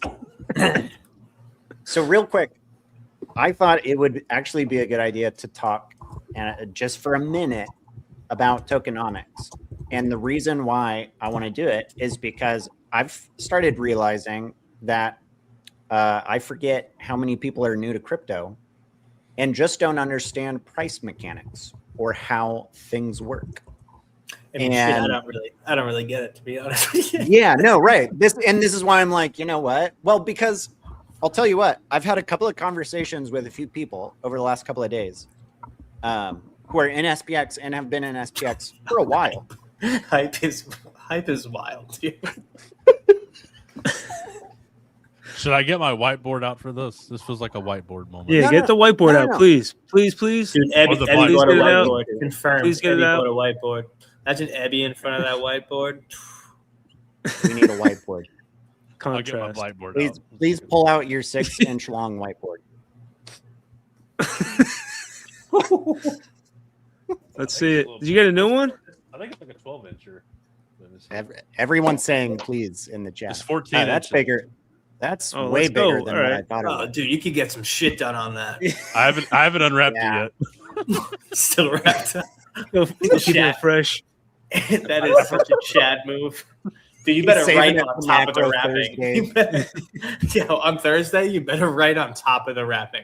That would be in a suit, writing on the wrapping of the whiteboard. Hey, Chad, you know what you should actually start doing is after your very well thought out macro Thursdays, at the very end of the show, be like, and so like to wrap it all up and just write like 6,900 over 500. Yeah, it's great. End it on like a super retarded note, but because that show is actually pretty big IQ, Chad. Yeah, it shows great. Big IQ on Thursday. It was making me dizzy. It shows great. Well, that's me getting to rant and rave for a while. I love it, dude. I thought it was I was just trying to learn. Well, I appreciate working. It. I do. I actually put. What's funny is I put the most work into that show now. That's the funniest thing about it. Well, you're not even paying attention when we're here. You're just doing whatever. You can tell, man. Chad's doing the notes right now. He's like, all right, it's fucking almost Thursday. No, I'm not doing that. Okay, so 10 coins. Wait, I did this wrong. 1 second. I don't know what you're writing down, but the only thing I want to talk about is doing price tokens or whatever you want. You go for it. Something like the that. only thing I want to talk about is that I've heard a couple of people like say a phrase or make some kind of say some kind of thing that's like, if this works out, if this quote unquote supply squeeze is incoming, if these kinds of things. And I think it's very important to make it really clear to people who maybe don't understand the mechanics in play here to have some perspective on what like the whole Matt Beck supply squeeze chart thing, like that goes over a lot of people's heads. You bring that chart up so I can pretend like I know what it is. Yeah. But like at the end of the day, the thing that a lot of people don't understand is the tokenomics and the fact that all of the SPX supply is just out there. None of it is there's no new SPX supply being created.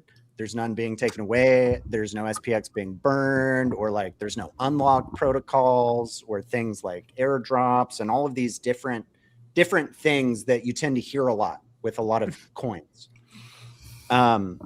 there's just 1 billion SPX out there. And I know technically it's less. It's like 939 million or whatever. But the point is that all of it's out there. And we are slowly, I say slowly, we've actually very, very quickly been eating up that entire supply. Yeah, dude. Super impressive. There's like what, 15% supply out there or whatever that's left of SPX essentially. I think it's like, I thought it was like 8%. I thought it was half that. I could be wrong. Yeah, I might be thinking about I think the supply squeeze thing, Matt's thing was like, I think it's about 7 million. It's like $7 million worth, something like that. Yeah. What does that mean by like, out there, Slow? Either way, in the float. There's a small amount of supply that's out there. And I know some people's experience being an SPX has been, I've only been seeing a chart go down or a price go down for 12 months. Yep. I know that is what some people have experienced. And not a lot of people have experienced massive price movements and things like that. But people need to psychologically, mentally and emotionally prepare for what is coming. Because if you are thinking that this isn't going to happen, and no one can say with 100% certainty, but I just mean like based on the way that things are going, as long as people keep buying SPX, that supply is going to keep going down. And the reason why price is down, sorry to talk about price for a minute, but prices are down in every market everywhere. Literally the entire crypto market. That's why I love when they pick on Murad. It's so funny to me. Yeah. So funny to me. So like the thing that people have to understand is that when liquidity comes back into the space, what will happen is most of that liquidity will flow into Bitcoin. A lot of that will affect the price of Ethereum because Ethereum is often closely tied to Bitcoin. And then at some point, liquidity will enter Ethereum. And when the price of Ethereum moves, the price of SPX will also move to some extent because the two are intrinsically tied together. And as long as there is less and less supply of SPX available, it means it's scarcer and scarcer and scarcer. And that's what makes the price go up. So whenever liquidity enters the crypto space, and this could happen in multiple different ways, but at some point, the price mechanics of Bitcoin affect the price mechanics of ETH, which affect the price mechanics of SPX. And the severity of whatever kind of price action you see or don't see, because there's not a chart. There's this chart, though. All right, let's look at this one. So yeah, chart adjacent. The severity of price action is dependent on the supply and how much out there is available and out there to be sold when there is demand. Shut up, Hype. Anyways, so when people are like, if you're wondering, like, is this going to happen? You should very much be telling yourself this is going to happen sooner or later. And that's like the reason why Mang said earlier, talking about his friend, like, you don't trade this thing because you do not know at what point this rips and everything in the crypto market starts going crazy. No one knows when that's going to happen, but it will happen. Here's I mean, we were talking about holders. If we don't gain another holder and before the rip, it can still rip before we gain another holder, because we have tons of believers who are adding every day. So the strength of conviction per holder is just as important as adding new holders. That's why right now, when we're in the bear market, nobody gives a fuck about anything. We're strengthening our conviction and we're continuing to add. Because if we're like, I kind of still believe in SPX, kind of, and we just like say, we'll just hold what we got. I'm not going to think about it. I mean, that's better than selling, but everybody's strengthening in their conviction. So that's how you know it's going to happen. But if we gain holders as well, and it can happen more quickly or more violently, depending. Dude, I actually like that. So I totally agree with what you just said. I think it's a good thing that the people here are the ones DCAing, continuing to control the supply, because we're the people that are working, we're the people that are doing all this. And like you go back to 2024, there was a lot of people that just caught a free ride, made a lot of money not doing any work. And hey man, I'll never knock a man for making $1. My dad taught me that. Never knock a man for making $1. So For sure. all good. But this is more important to me because the people that are so Hype just said something. He said diamond hands are going to sell. 100% agree with that. 100% agree with that. That is how this works. Diamond hands will sell. But what makes this interesting is the same people that have been gathering supply for the last year and a half.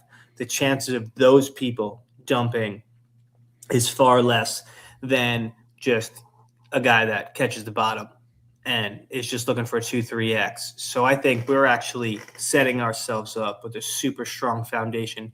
DCA to me is how it's belief in action. It's an action term. Like you could say you believe in this shit all you want. Like my buddy, he never bought it again. He bought $10,000 worth, never bought it again. He believes, sure. He doesn't believe as much as we do. How do I know? Because we DCA. It's different. Those are two different holders. Now, don't get me wrong. He won't sell. He won't. He literally thinks that this thing is going to do what we think it's going to do. But you would rather have the supply and people that are DCAing hands because they truly believe. How do you know? Because the action, right? The action is more important. That's why I think that we are setting up for a Doge-Style move, and I can't wait because I don't talk back to these people that talk shit. I refuse to. I think it's such a waste of energy. Don't do that shit. Don't do that. But I keep receipts, man. I remember. There is a little bit of dude, me too. There is a little bit of spite in all of us. Let's be real. I remember every fucker, every one of them. I take screenshots. Okay, so I wanted. But that is so impressive. Look at that. Yeah, I mean, so this is, That's this insane. is SPX, and it's got a much better squeeze than where. And you got to remember, right? It's not like we made this chart, right? I think this is an important distinction. This is a chart that's made by a guy that, for a living, ran a company that looked at thousands of white papers, studied thousands of coins, right? Right. Like this is a chart made by a guy that's been in the business for 13 years, right? Like that has to be said because that means a lot. Mm-hmm. Like that means a lot. So this isn't some like bullshit chart that some trencher made up. You know what I'm saying? Like this is a chart based on data back tested thousands of times. Like, how do you think he gets that formula? You know what I'm saying? Like this chart means something. Yeah.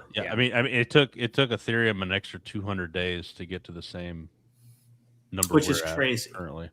Yeah. I mean, we say need that? to stop comparing ourselves to meme coins. This is more appropriate to compare ourselves to the big boys. I mean, would you say as like in terms of like just like dollar cost averaging, would you say that people were doing that for Bitcoin and Ethereum in the first? Oh, yeah.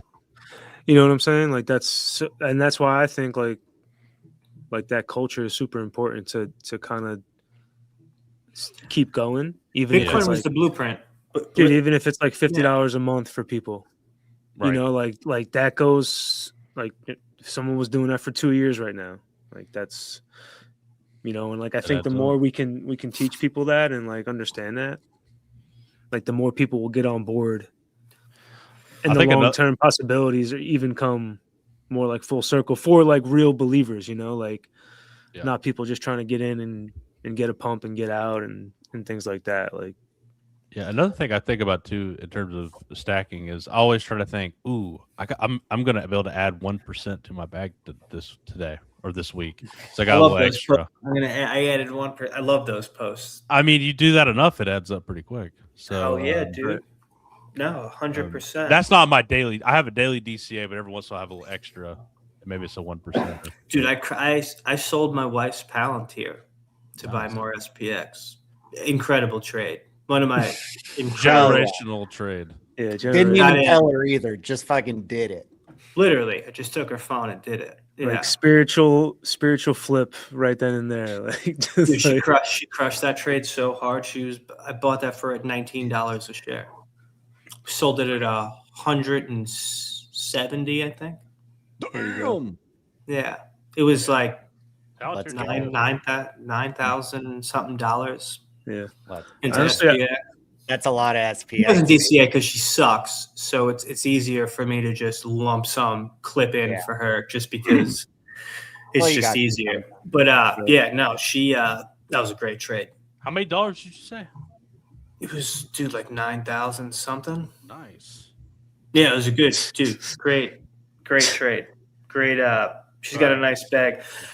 She doesn't understand anything. She thinks I'm a psychopath. But I told her, I said, this at some point will buy you the house whatever house you want. You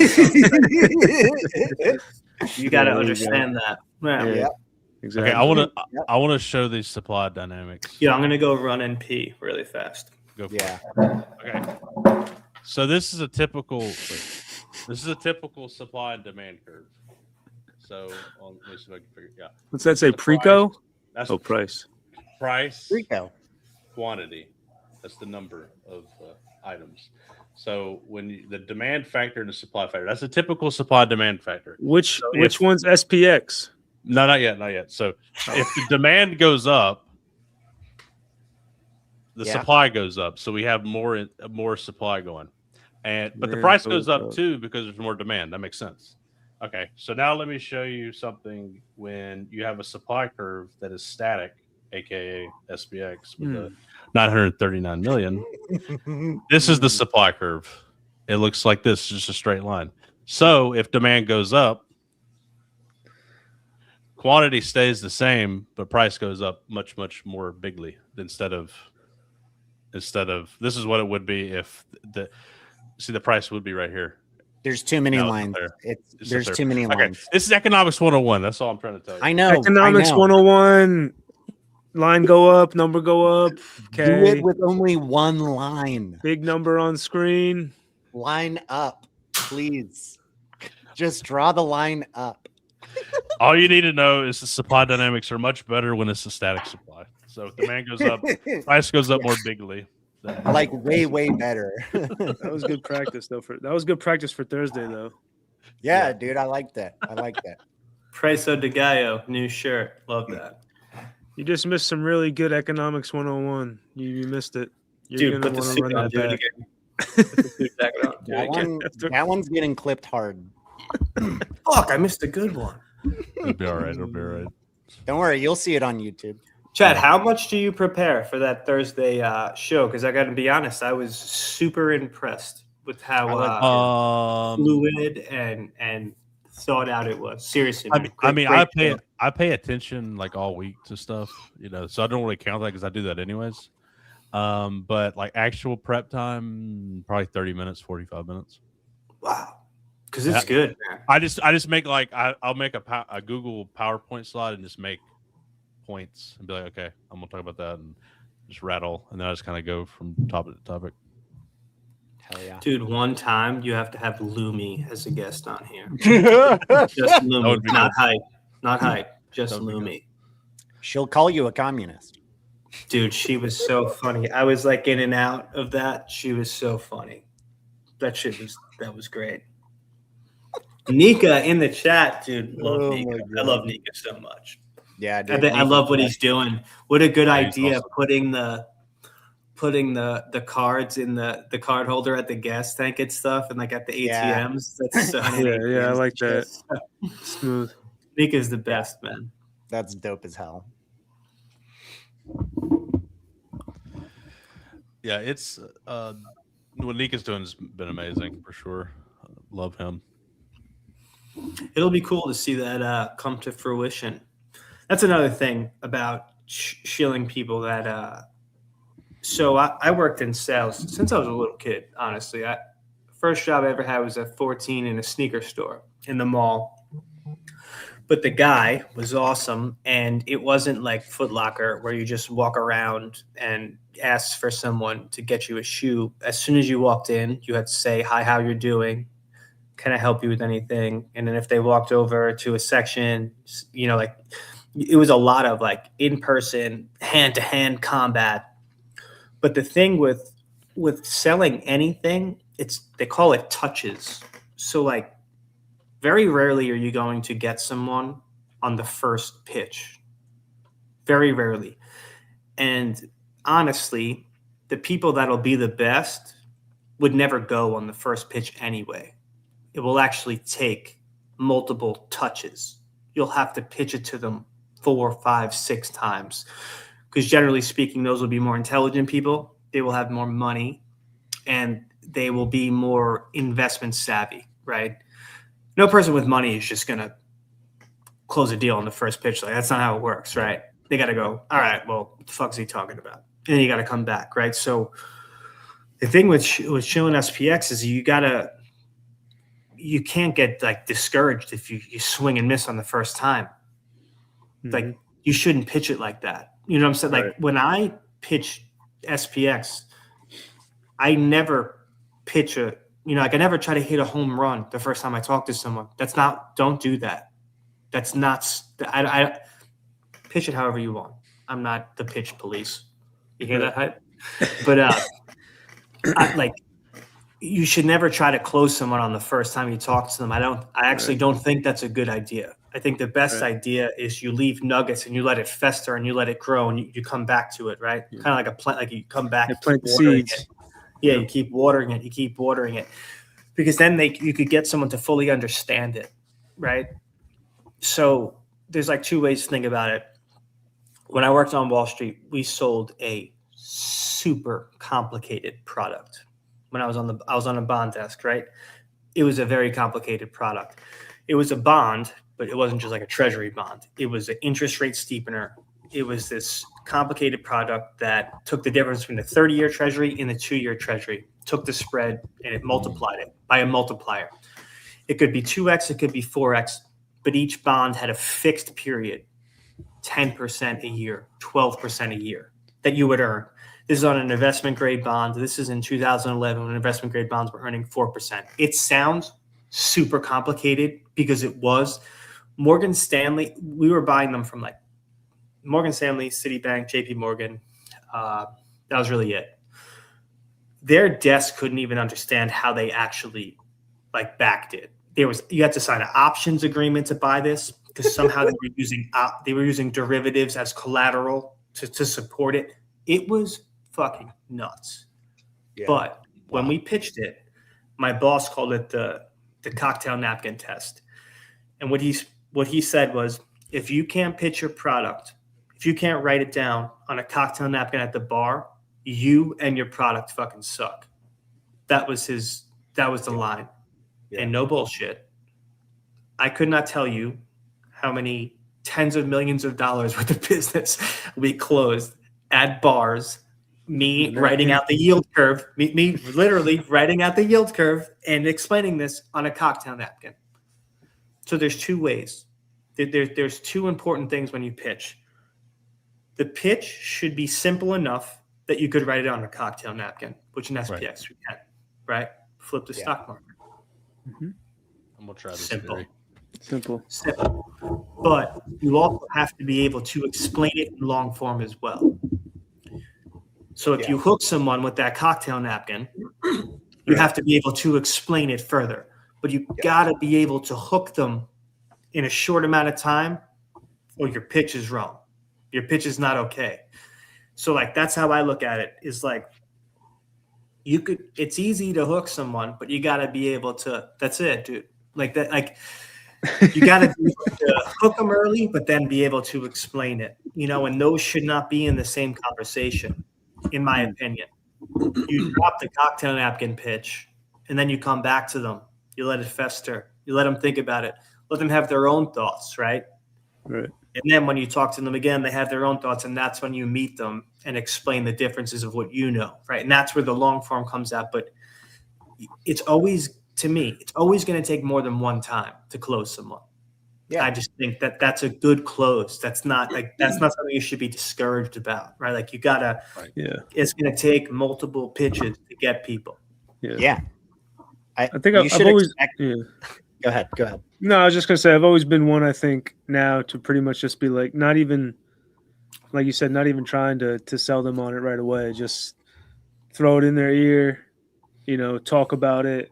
However, it came up in the conversation, right? Like it just kind of might have came up a certain way, and then just kind of do that. If I see them more often than some others or whatever, but definitely letting their mind linger on some seeds that you plant, kind of keeps them, they'll go look at it, and be like, oh, hey, like I saw this, and you'll be like, oh no, well this, that, or whatever, right? Like you said, like, you'll explain it to them, but yeah, that's kind of been my like the first thing that I get right now, right? So the first rebuttal that I get when I talk about it and I leave it and I come back a week, 2 weeks later is, dude, that chart's fucking shit.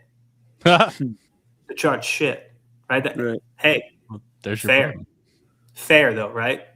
From a regular person, all they know is another thing. The regular person is going to look at meme coins through the same lens as a stock because that's all they've ever invested in, right? So there's two things that come with that. One, they're going to look at the chart. Two, they're going to try to look at some balance sheet, right? They're going to try to look at some type of utility. That's the only thing they know. Why do you think XRP got all those buys? Because it was a easy way to look at a stock, look at a crypto through a stock, right? Like, well, it's got utility, right? That's where utility all came from. So that's the first thing. They're going to say the stock looks like shit. The chart looks like shit. Fair. This is where you go, let me explain meme coins to you. Because meme coins do not have revenue, they do not have assets, the only thing that you could base them on, the only value you could base a meme coin is a community, right? How do you test a community? Price action is the only way to test a real community. When a chart's going straight up, you have no fucking idea how good your community is. No idea.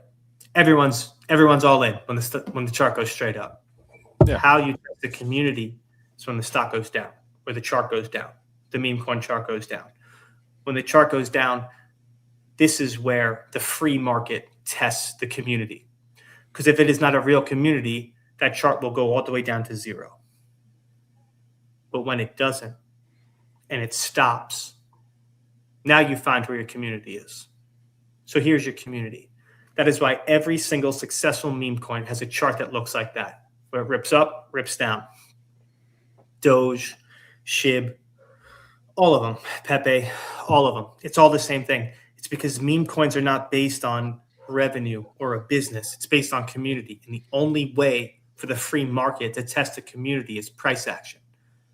So when it comes all the way back down, if it doesn't die, now you find where your community is. That's why long periods of consolidation in meme coins above a certain market cap are super bullish. Because now you know the baseline of your community. So this is where you have to, like, that's how meme coins work.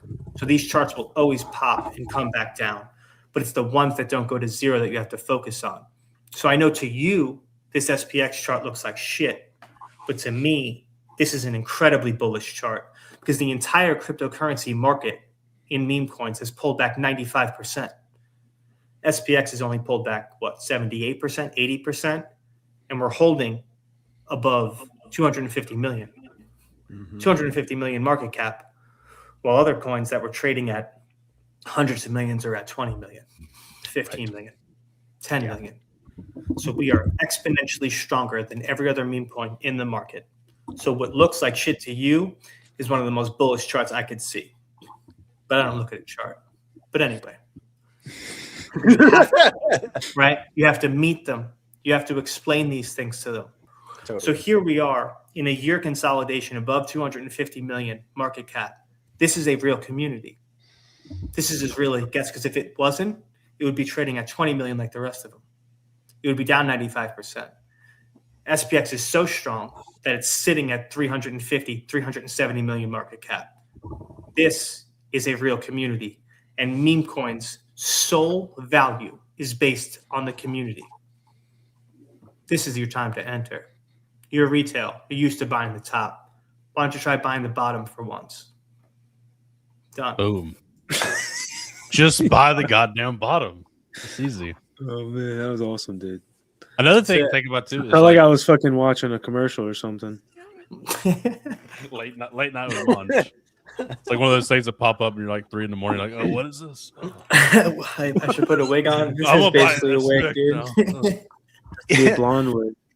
Chad, you should clip that and then put that as like an advertisement in the middle of your in the middle of your episodes. Buy the bottom. Yeah, Buy the that's bottom good. for once in your life. You son of Be a a man and not a pussy. fucking pussy. You pussy ass That's it. bitches. It is so funny how retail has these, I call it the PPP, like predictable purchasing patterns, right? Pussies. Yeah. They Pussiest pussies ever. they wait until something is ripping, right? Just absolutely on a fucking piss missile straight up, dude. Like, they will look at something down 90%, who won't touch it, who wants it's fucking ripping. That's when they'll buy, right? And they will buy the tippy top of everything. Yeah. And then it'll just get dumped and they'll sell at the bottom. And that's why retail historically always loses money when they invest. That's why if you talk to our parents, right, they don't invest. Like, I don't know about you guys, like my parents were like, that's how you lose fucking money. And it's because that's historically how it's worked, right?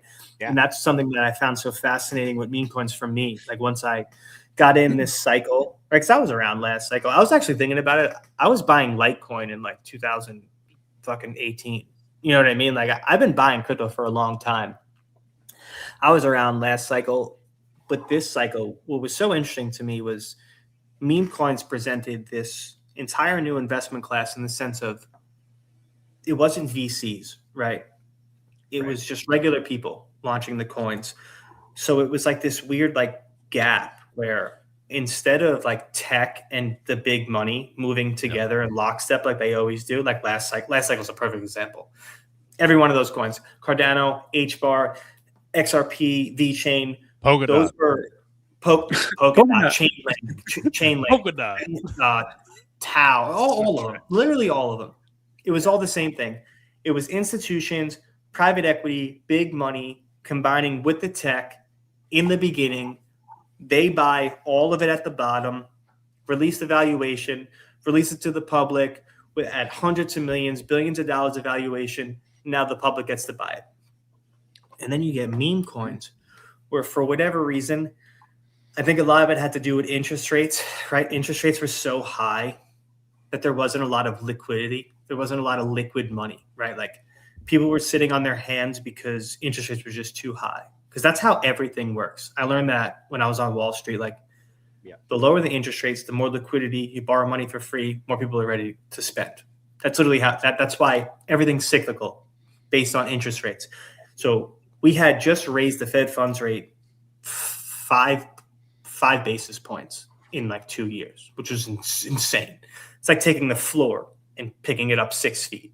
So no one was spending money or borrowing money because it cost too much to do that, right? Yeah. So you had like this like weird thing where big banks weren't ready to put money on the end of the risk curve, right? They weren't ready to do that. So now you have these meme coins, and it's just retail that's doing it. So now you have retail in at the bottom. But if it works so well, the institutions will have to buy our bags. I'd never fucking seen that before. Right. And I was like, this is crazy. Like, this is crazy. Like, we have a chance to not be retail, not buy the top and sell the bottom, but rather buy the bottom and sell the top because they have to buy our bags. That's like what was always so like alluring to me with these like this cycle. So yeah, I just think, dude, we just got to chill. We got to keep doing what we're doing, man. We're in the right spot. I got to hear what this sounds like. DCA rate. Yeah. It's sort of like how with these companies, you know, it's like people are actually the product. Like, it's your data getting used. It's your data being sold. It's, you know, these companies are operating off of you and the value that you are providing to the network and the system and the labor that you're providing and the time and energy and attention, blah, blah, blah. And it's kind of like SPX is sort of a way to say, like, actually, you have to pay me for my energy. Like, that's really what it's like. Do you know what it is? It's meritocracy. And we just don't really see that anymore. You know what I mean? Like, you just don't really see that, like the way the world's set up. You just don't really see meritocracy anymore. And that's what these good communities are. It's like, you could be a Smashy, a fat Indian guy, and try to come in and, you know, like just try to catch some aura and do some shit. And nah, bro, it's not going to work. Yeah. You know, like when you block Chad first day, you block Hype, you block what's Grower Joe, you block all these people that have been here and put in all this time. It's like, dude, get away from me. I'm not going to take you seriously. And I think that that's really cool because we don't see that a lot anymore, where you earn that. Like, the respect in the Cognisphere is earned. It's not because how big your bag is, right? Like, none of that shit matters. Like, none of that shit. It's how much effort have you put in? Like, what do you do for the Cognisphere? That's how you get respect here. And I think that's cool, man. And we kind of lost that in society in general, right? Like, everything just became like, who's the flashiest? Who's the this? Who's the that? It's like, no, in here, you're going to earn your keep. Like, you want to have a say in here? Like, you're going to do something. If not, the fuck out. Like, your opinion means nothing to me. You fat Indian.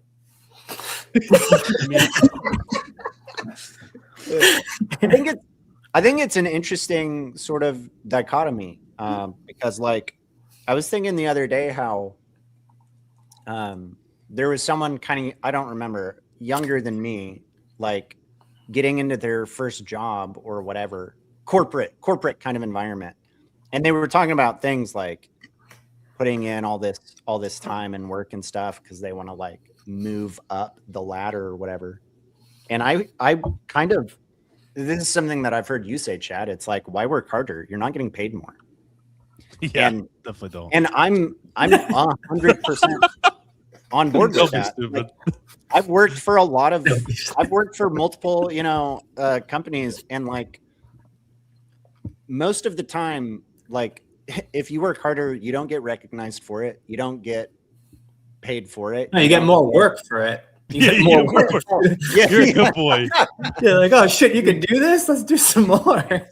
Yeah, seriously. Yeah. And it's like, I would honestly, if I was to like stand up in front of a class of graduating students, I'd be like, don't work for more than you are going to get paid for. That's and exactly like, right. I mean, because the way they do it is like, if that's you're the way it works. Like, honestly, outperformer, you get a slightly better raise if you work for a big corporation. And, if you're, and 10 times the responsibility. Right. If you're right at performance, you get like a typical standard raise. If you're underperforming, you might get screwed, but you just want to be at that right in that middle. That's where I've never been an outperformer, never been an underperformer. Been Dude, I try to tell my wife this. You're so right, Chad. Like, I try to tell my wife this. Like, stay there. Me and my wife, thank God, we're polar opposites. Right in the middle. We're polar opposites, and like, dude, she's first of all very successful VP at a fucking huge top 4 advertising company in the world, wow. Big, but like, dude, works so hard. You know what I'm saying? Like, always picking up the slack for all these people, and like, it would always drive me nuts because, like, even in the union, like, I never like, I show up to work at one speed. You don't like this speed, you're gonna fucking hate the next speed. You know what I'm saying? Like if you don't like this speed, trust me, you're not gonna like the next one. And it was based on that. You know, it was based on like, dude, I come here, I work hard. You're not gonna fucking squeeze me. You're not gonna squeeze every ounce of money. You're not gonna do that. And that was what I hated about Wall Street, right? So I come onto the scene of Wall Street. I'm 21 years old. I have 5 series licenses. I'm running this bond desk worth like $300 million, and I'm 22 by the time I do that, right? I'm a child. It's so crazy, dude. My boss was this crazy Armenian guy. He was the best. And he would just, dude, he wouldn't even come into the board meetings with me. We would go do these deals, and he would just send me in by my. So like I look pretty young for my age now. At 21, I was 12 years old, Bill. I literally was like a 14-year-old baby. And like the whole thing that I hated was like I was crushing. Like I really well. I was very good at my job, but it didn't matter. I was gonna have to do that for 3 more years. Right. Then I could get a little better spot. You know what I'm saying? Like it didn't matter. My performance didn't matter in that sense.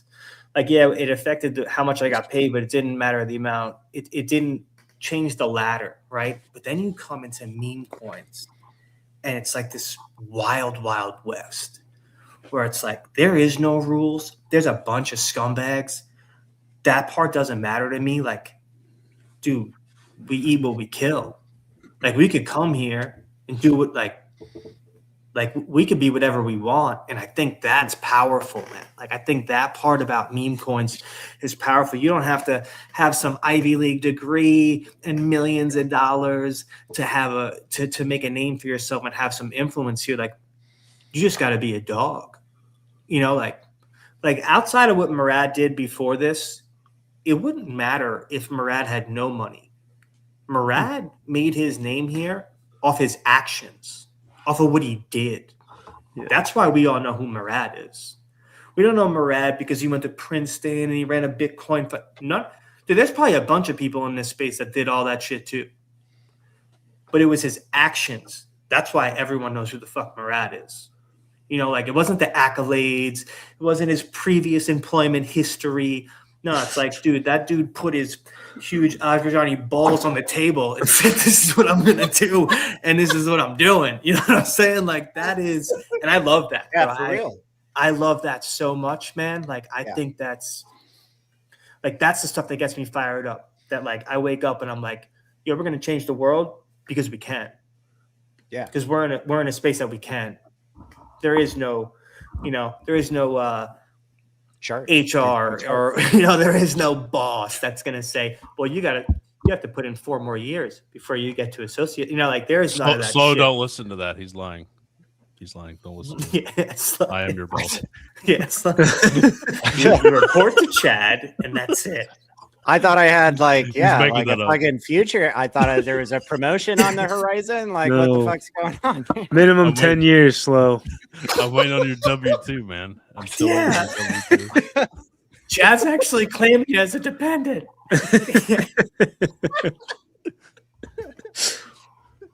That's great. Dude, no bullshit. This is my favorite show in the Cognisphere. I think the show's so good. I think you guys crush it. I think it's like this funny mix between like I could come on here and be a wild boy and say whatever the fuck I want. Like I can't do that on a flip the stock market. I gotta be a profesh. But like I just think you guys do such a great job here. The community is so engaged with it. Like this show is going to be so big as we continue to move. Like I think it's like the perfect way to display the Cognisphere. It shows how different, like all the different points of view. And I just think it shows the power, like the power of the Cognisphere. Because like you'll have guests on in the next few weeks that could be fully retarded compared to me or make me look like a retard. And I think that's a beautiful thing. I think that's a beautiful thing. Like I just think it's cool, man. I think it's and dude, I glazed you on Flip the Stock Market chat, but I'm telling you, dude, we're gonna look back on the work you've put in with Persist Forever and this, and you have done an incredible job cataloging the Cognisphere and this journey through all this. And like, dude, I don't know how many people say thank you for what you're doing, but I just wanted to say thank you. I appreciate you. I consider you a good friend of mine. I think you're fucking hilarious. I can't wait to come down to South Carolina. It's going to be a banger. But we're going to look back on this shit and be like, dude, Chad was a boss. Slow Rogan was the real deal, man. Yeah, dude. Well, I appreciate that. It's got everything to do with my employees. We got Slow, we got Jeffrey. Slow. Yeah. I had to let Christian go, but you know, Yeah. You know, you gotta let the DEI. We're not going to abide by you know? DEI anymore. It's The age we're 2026. living in. The Doing our DEI own is shit. out. White guys in. That's He was bringing too much of this yoga energy. I was fucking done with it. Dude, I wish he was here. I wanted to talk to him about Hermetica. He definitely read that book. I know he has, and I've been reading Yeah. it. It's an No, awesome book. it is sad, but Nah, I will say I love He's Christian, still man. there. Christian is Christian reminds me of Ifty a lot, not because I think they're both Indian. I don't know how that works, but because they talk about a lot of spiritual shit, and I think They do. Yeah, I think it's great. It shows the diversity of the Cognisphere, and I think that shit's important because if once we make millions of dollars, you need to have Krishna telling you to do a fucking downward dog and chill. You know what I'm saying? yeah, there you go. Yes. I was Relax.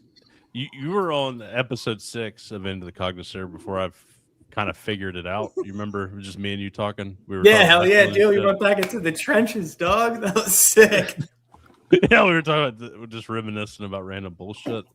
I was just thinking, dude, oh god, the show has grown so much since then. I mean, the chat is 1,000 times more active, and we had 35 people watching at once, which is way more.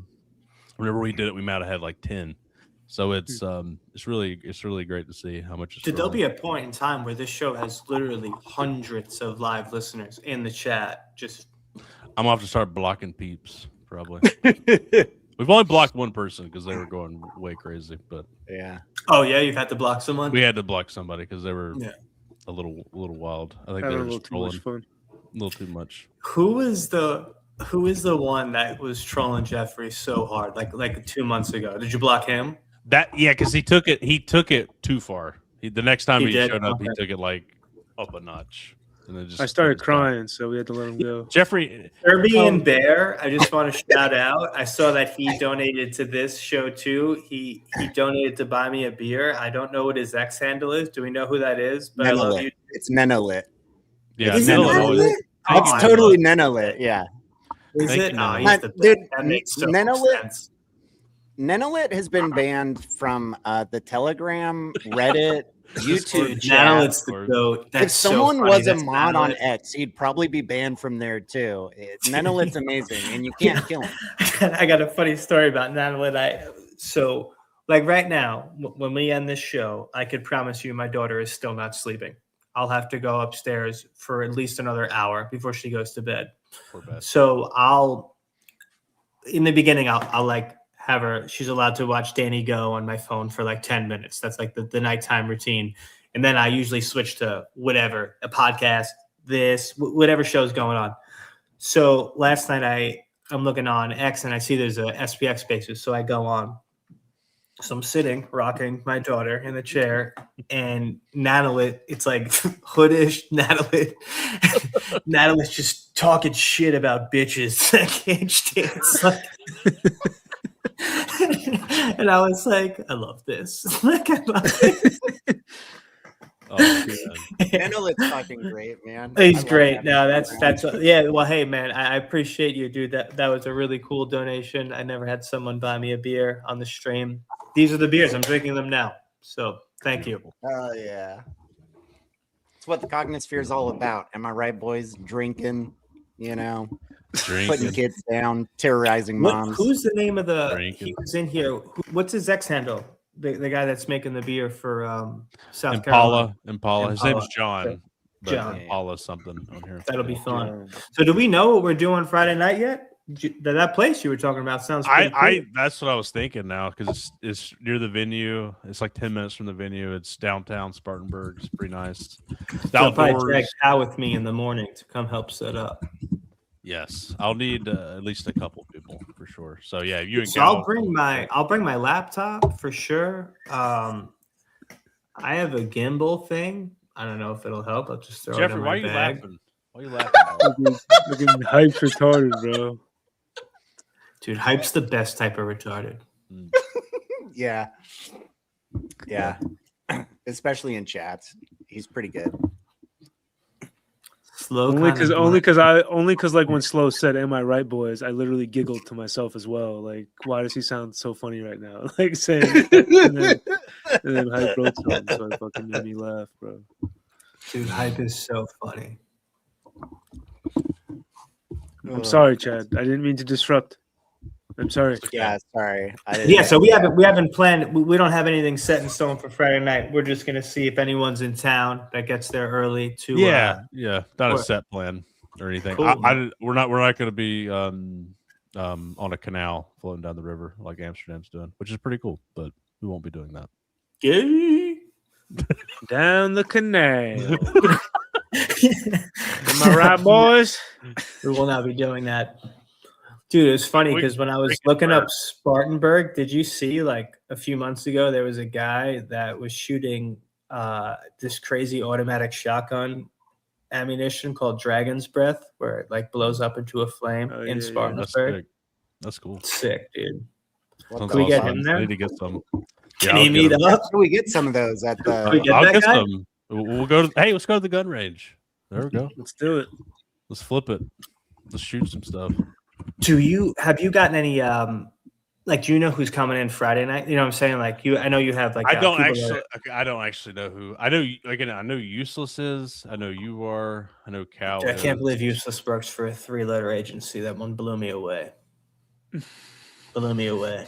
No, I don't know everyone. I'll tell you right now, if he's a Fed, he could. I'll let him. Yeah, Useless will be there. He could do it. He could take us over. I love Useless. That's how they get us. Jeffrey, you gonna be there? Yeah, Jeffrey, what's up? Friday? You coming? Not Friday. Okay. Not Friday. No night. Jeffrey. You going down Saturday? Yeah. Are you driving down or flying down? No, I got a flight, so Beautiful. I'll be there early. Yeah. I was gonna try and drive, but then I was like, I might have to just rent a Dude, car. that's like- I don't want to drive a fucking that's- that's it's just a lot on the car, So Be rough. Yeah. From I don't mind Jersey, that's driving, like, what? but- I mean, that's got to be a 10-hour drive, right? yeah, but it's like a fucking vacation. Slow, are guess, you coming? Do you know if you're coming yet? Slow? Oh, I'm not sure, Not sure. and that's sort of going to be the case. right up until the day. Probably fair. right up. Yeah, it's no big it's deal. very dependent on like someone else and their situation, and so it's just like I don't know. I really don't. But If I do end up going, I'll probably know like a day or two before and be like, all right, guys, I'm gonna be there, or I might not. All right. Well, showing up. Okay, Jeffrey. If Slow does not come, you're got to fill in for him on the panel. I hate to tell you. Whoa. Jeez, am I gonna get paid? You're gonna- Like I know You're gonna what's slow replace me making that here. fast? Do I know What something is funny? this? I thought, told my wife yeah, that I'm getting paid to go to this. That's how I'm able to go. it's not like you can't called replace chess, employee brothers. one with employee It's two. called chess.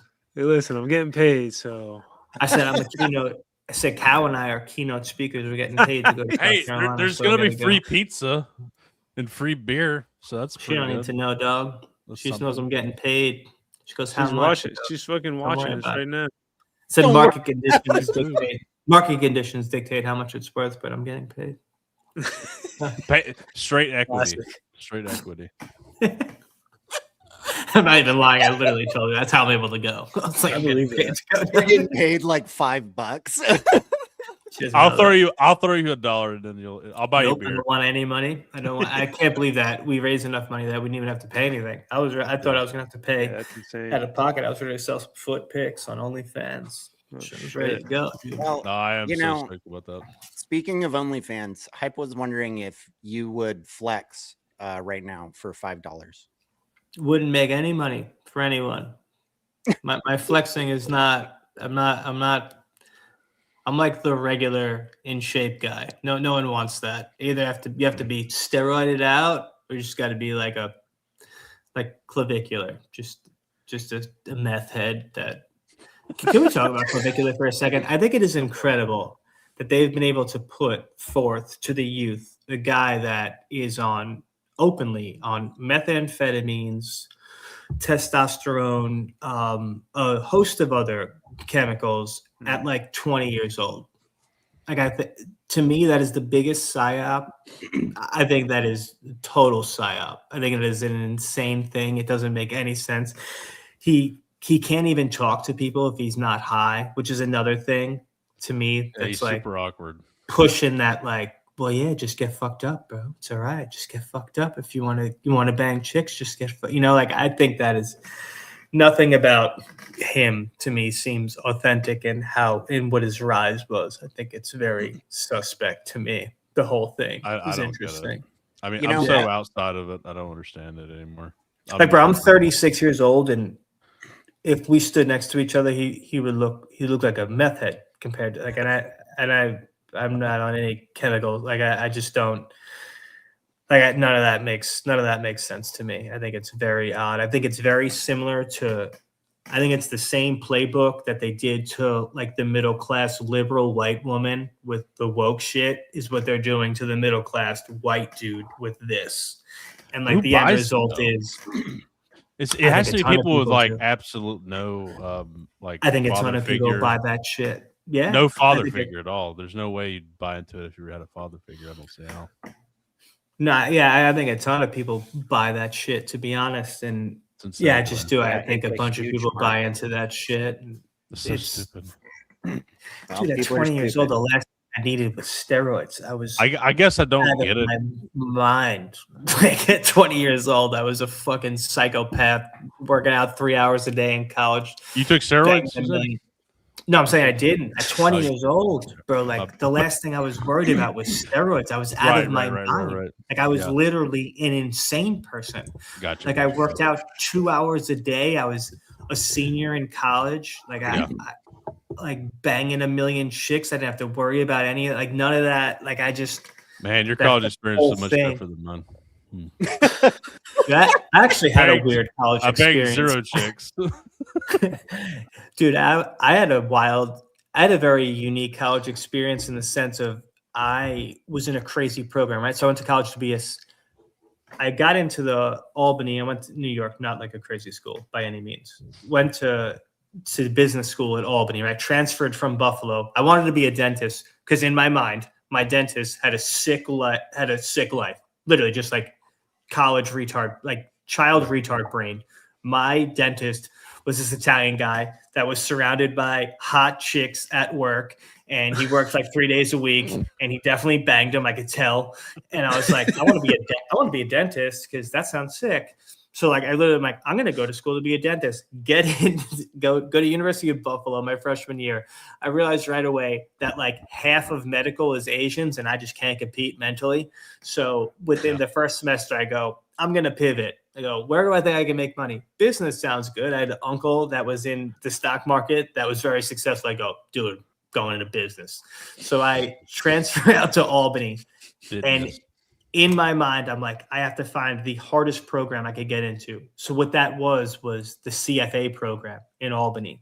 So like chartered financial analysts, those guys that write the research reports for like big banks, like CFAs are legit. So I go, I'm going to do that. It was a honors program. So you needed a 3.5 to get in. Then you needed to maintain a 3.5 to stay in, right?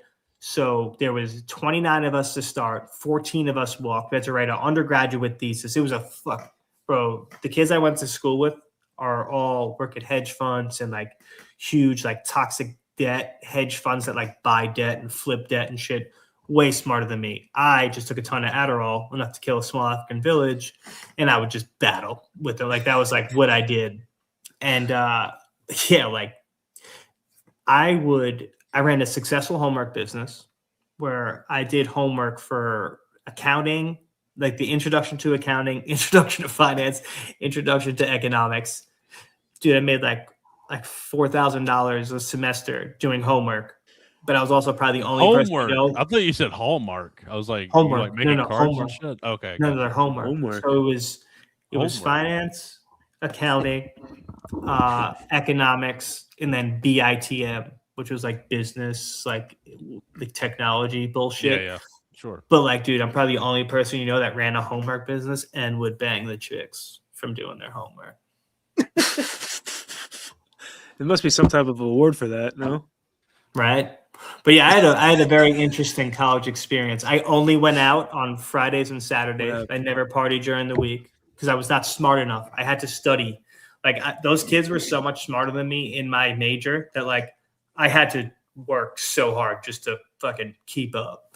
So yeah, I had a funny college experience, but yeah, I tutored. I ran a homework business. I was like a low key nerd, but I banged a bunch of chicks, so it worked out. You know, it was an even keel. Shout out to the nerds out there. Shout out to the nerds out there. There's hope. There's hope. There's hope. Shout out to That was me, dude. chicks. Shout out. That was me, dude. Low key nerd. I love that. Did you have a mullet back then? No, I never grew my hair out. I was a Long Island dude. Jeffrey could attest to this. Skin fade, skin to a 3, box the front and the sides. What's up? Oh yeah, I grew out my hair as a joke when my son was born during COVID because I was like, my dad, like all the pictures when I was little, my dad had long hair. I'm like, it would be really funny if I had a kid and I had like long hair like that. Yeah. So I start growing this thing out in like 2019. Next thing you know, like mullets like take off. And like all these like kids are doing it. And I was like, hey, fuck you guys. Like I was doing this as a joke. You're like, I kept the tradition alive. Dude, and now I like can't stop it because it's like the only thing my wife hates it. So it's like the only thing I have against her. You know, it's like what am I like? I can't do anything else. So it's like you hate this hair. Well, it's not going anywhere. So yeah, now I just rock this mullet still, and I'll rock it until it's uncomfortable. Until I start like really thinning. Like I won't be the guy with a mullet with a bald spot. I can't do that. That I can't do. Okay, just like the bottom half of your fucking head. Dude, just hair. I can't do that. That I can't do. Okay. Chad, what's your opinion about Austrian painting? What Austrian painter are you talking about? Which Austrian painters are good. One? Good Austrian paintings. I don't have a. Oh, I know what you're talking about. God damn it! I just realized it. I just realized what he's talking about. What does he mean? Talk to me. He's talking about Hitler. Oh, he was a painter and he was from Austria. He was. All right, fair shake. I'm not talking anymore. Then I'll end it there. I don't have a strong opinion on that person. What if he's talking about a different painter? No, I don't think so.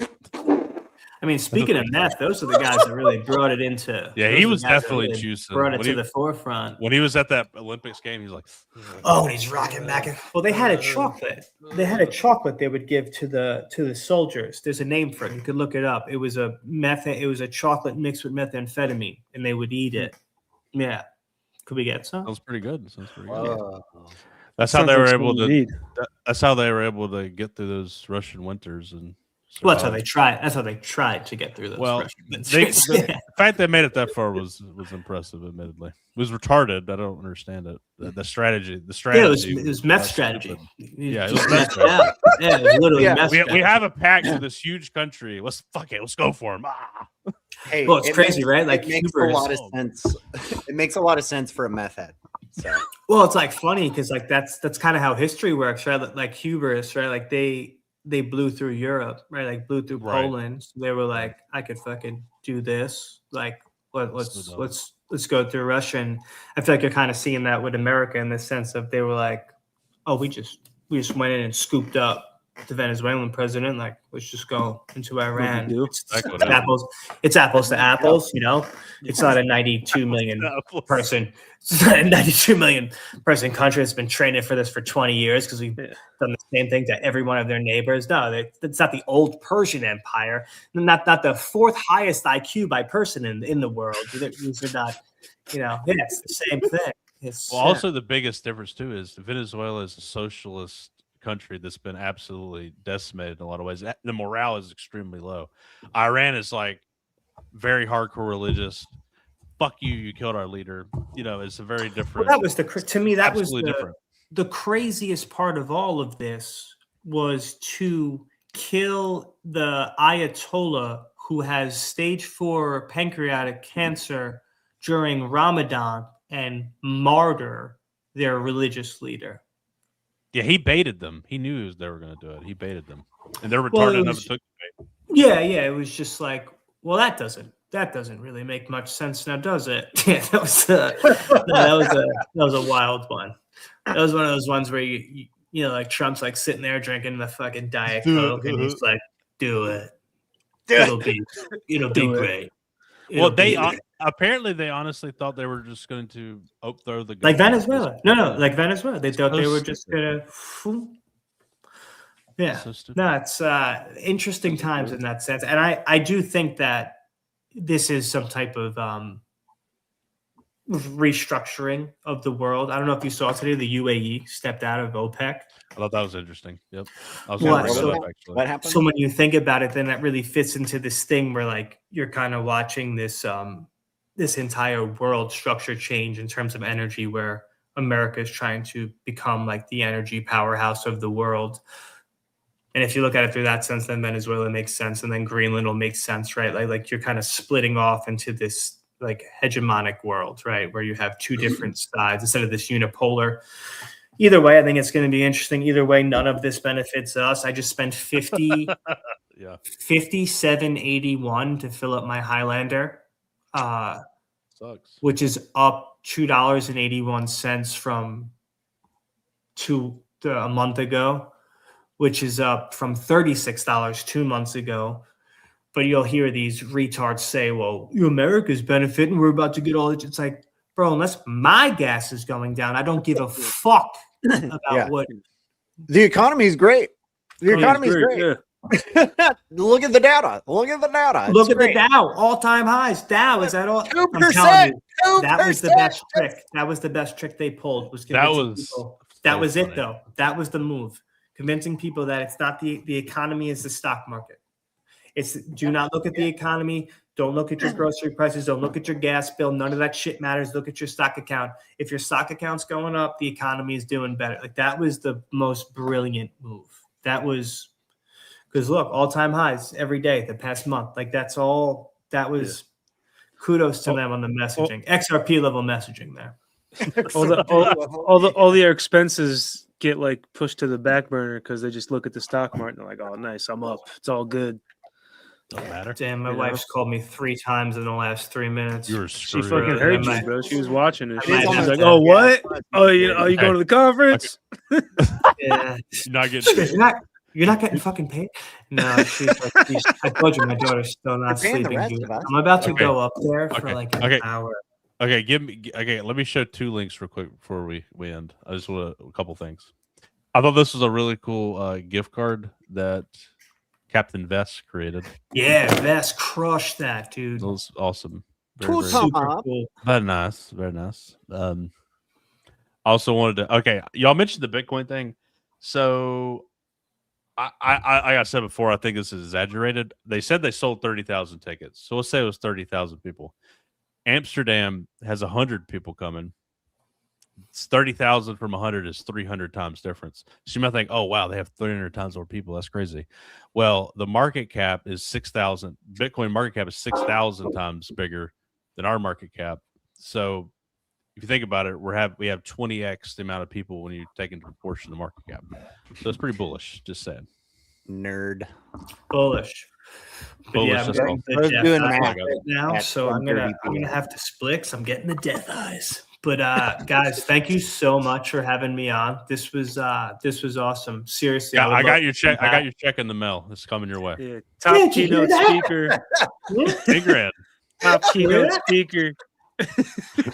She's Are we just about giving to me witness Monch get murdered on Yeah, screen? my time. Live?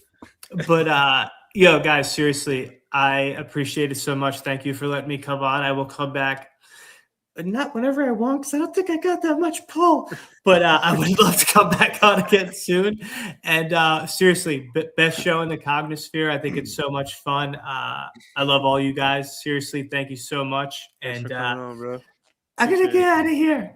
Godspeed. Be safe out there, bro. That's good. All right. Well, we're back, folks. Mon just left, and Yeah, I think blink we're going to three wrap it up here. We're gonna wrap it up now. I want to tell y'all we appreciate everyone who joins. This feels fucking weird that I'm in the middle, but I do not like being in the middle. Like, no, I do not. It's weird. It is like this. I feel like so weird. we're all just hanging out, Chad. We're all just talking. So, anyways, I was trying to say, appreciate everybody commenting and listening, and that helps. The show wouldn't be with. Go on. Show wouldn't Show be wouldn't- what it is without you. The show wouldn't be the thing if it wasn't for the thing. So, we appreciate that, and That's right. we appreciate God damn, I do not like it. We appreciate Mr. Jeffrey Banks. We appreciate Mr. Slow. Any final thoughts from the two of you? No, you look good from this angle, though.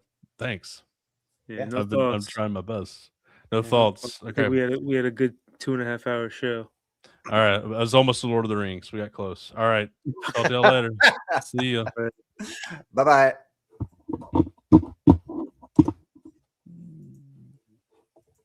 Fuck. Bye bye. Fuck. Fuck. Fuck it.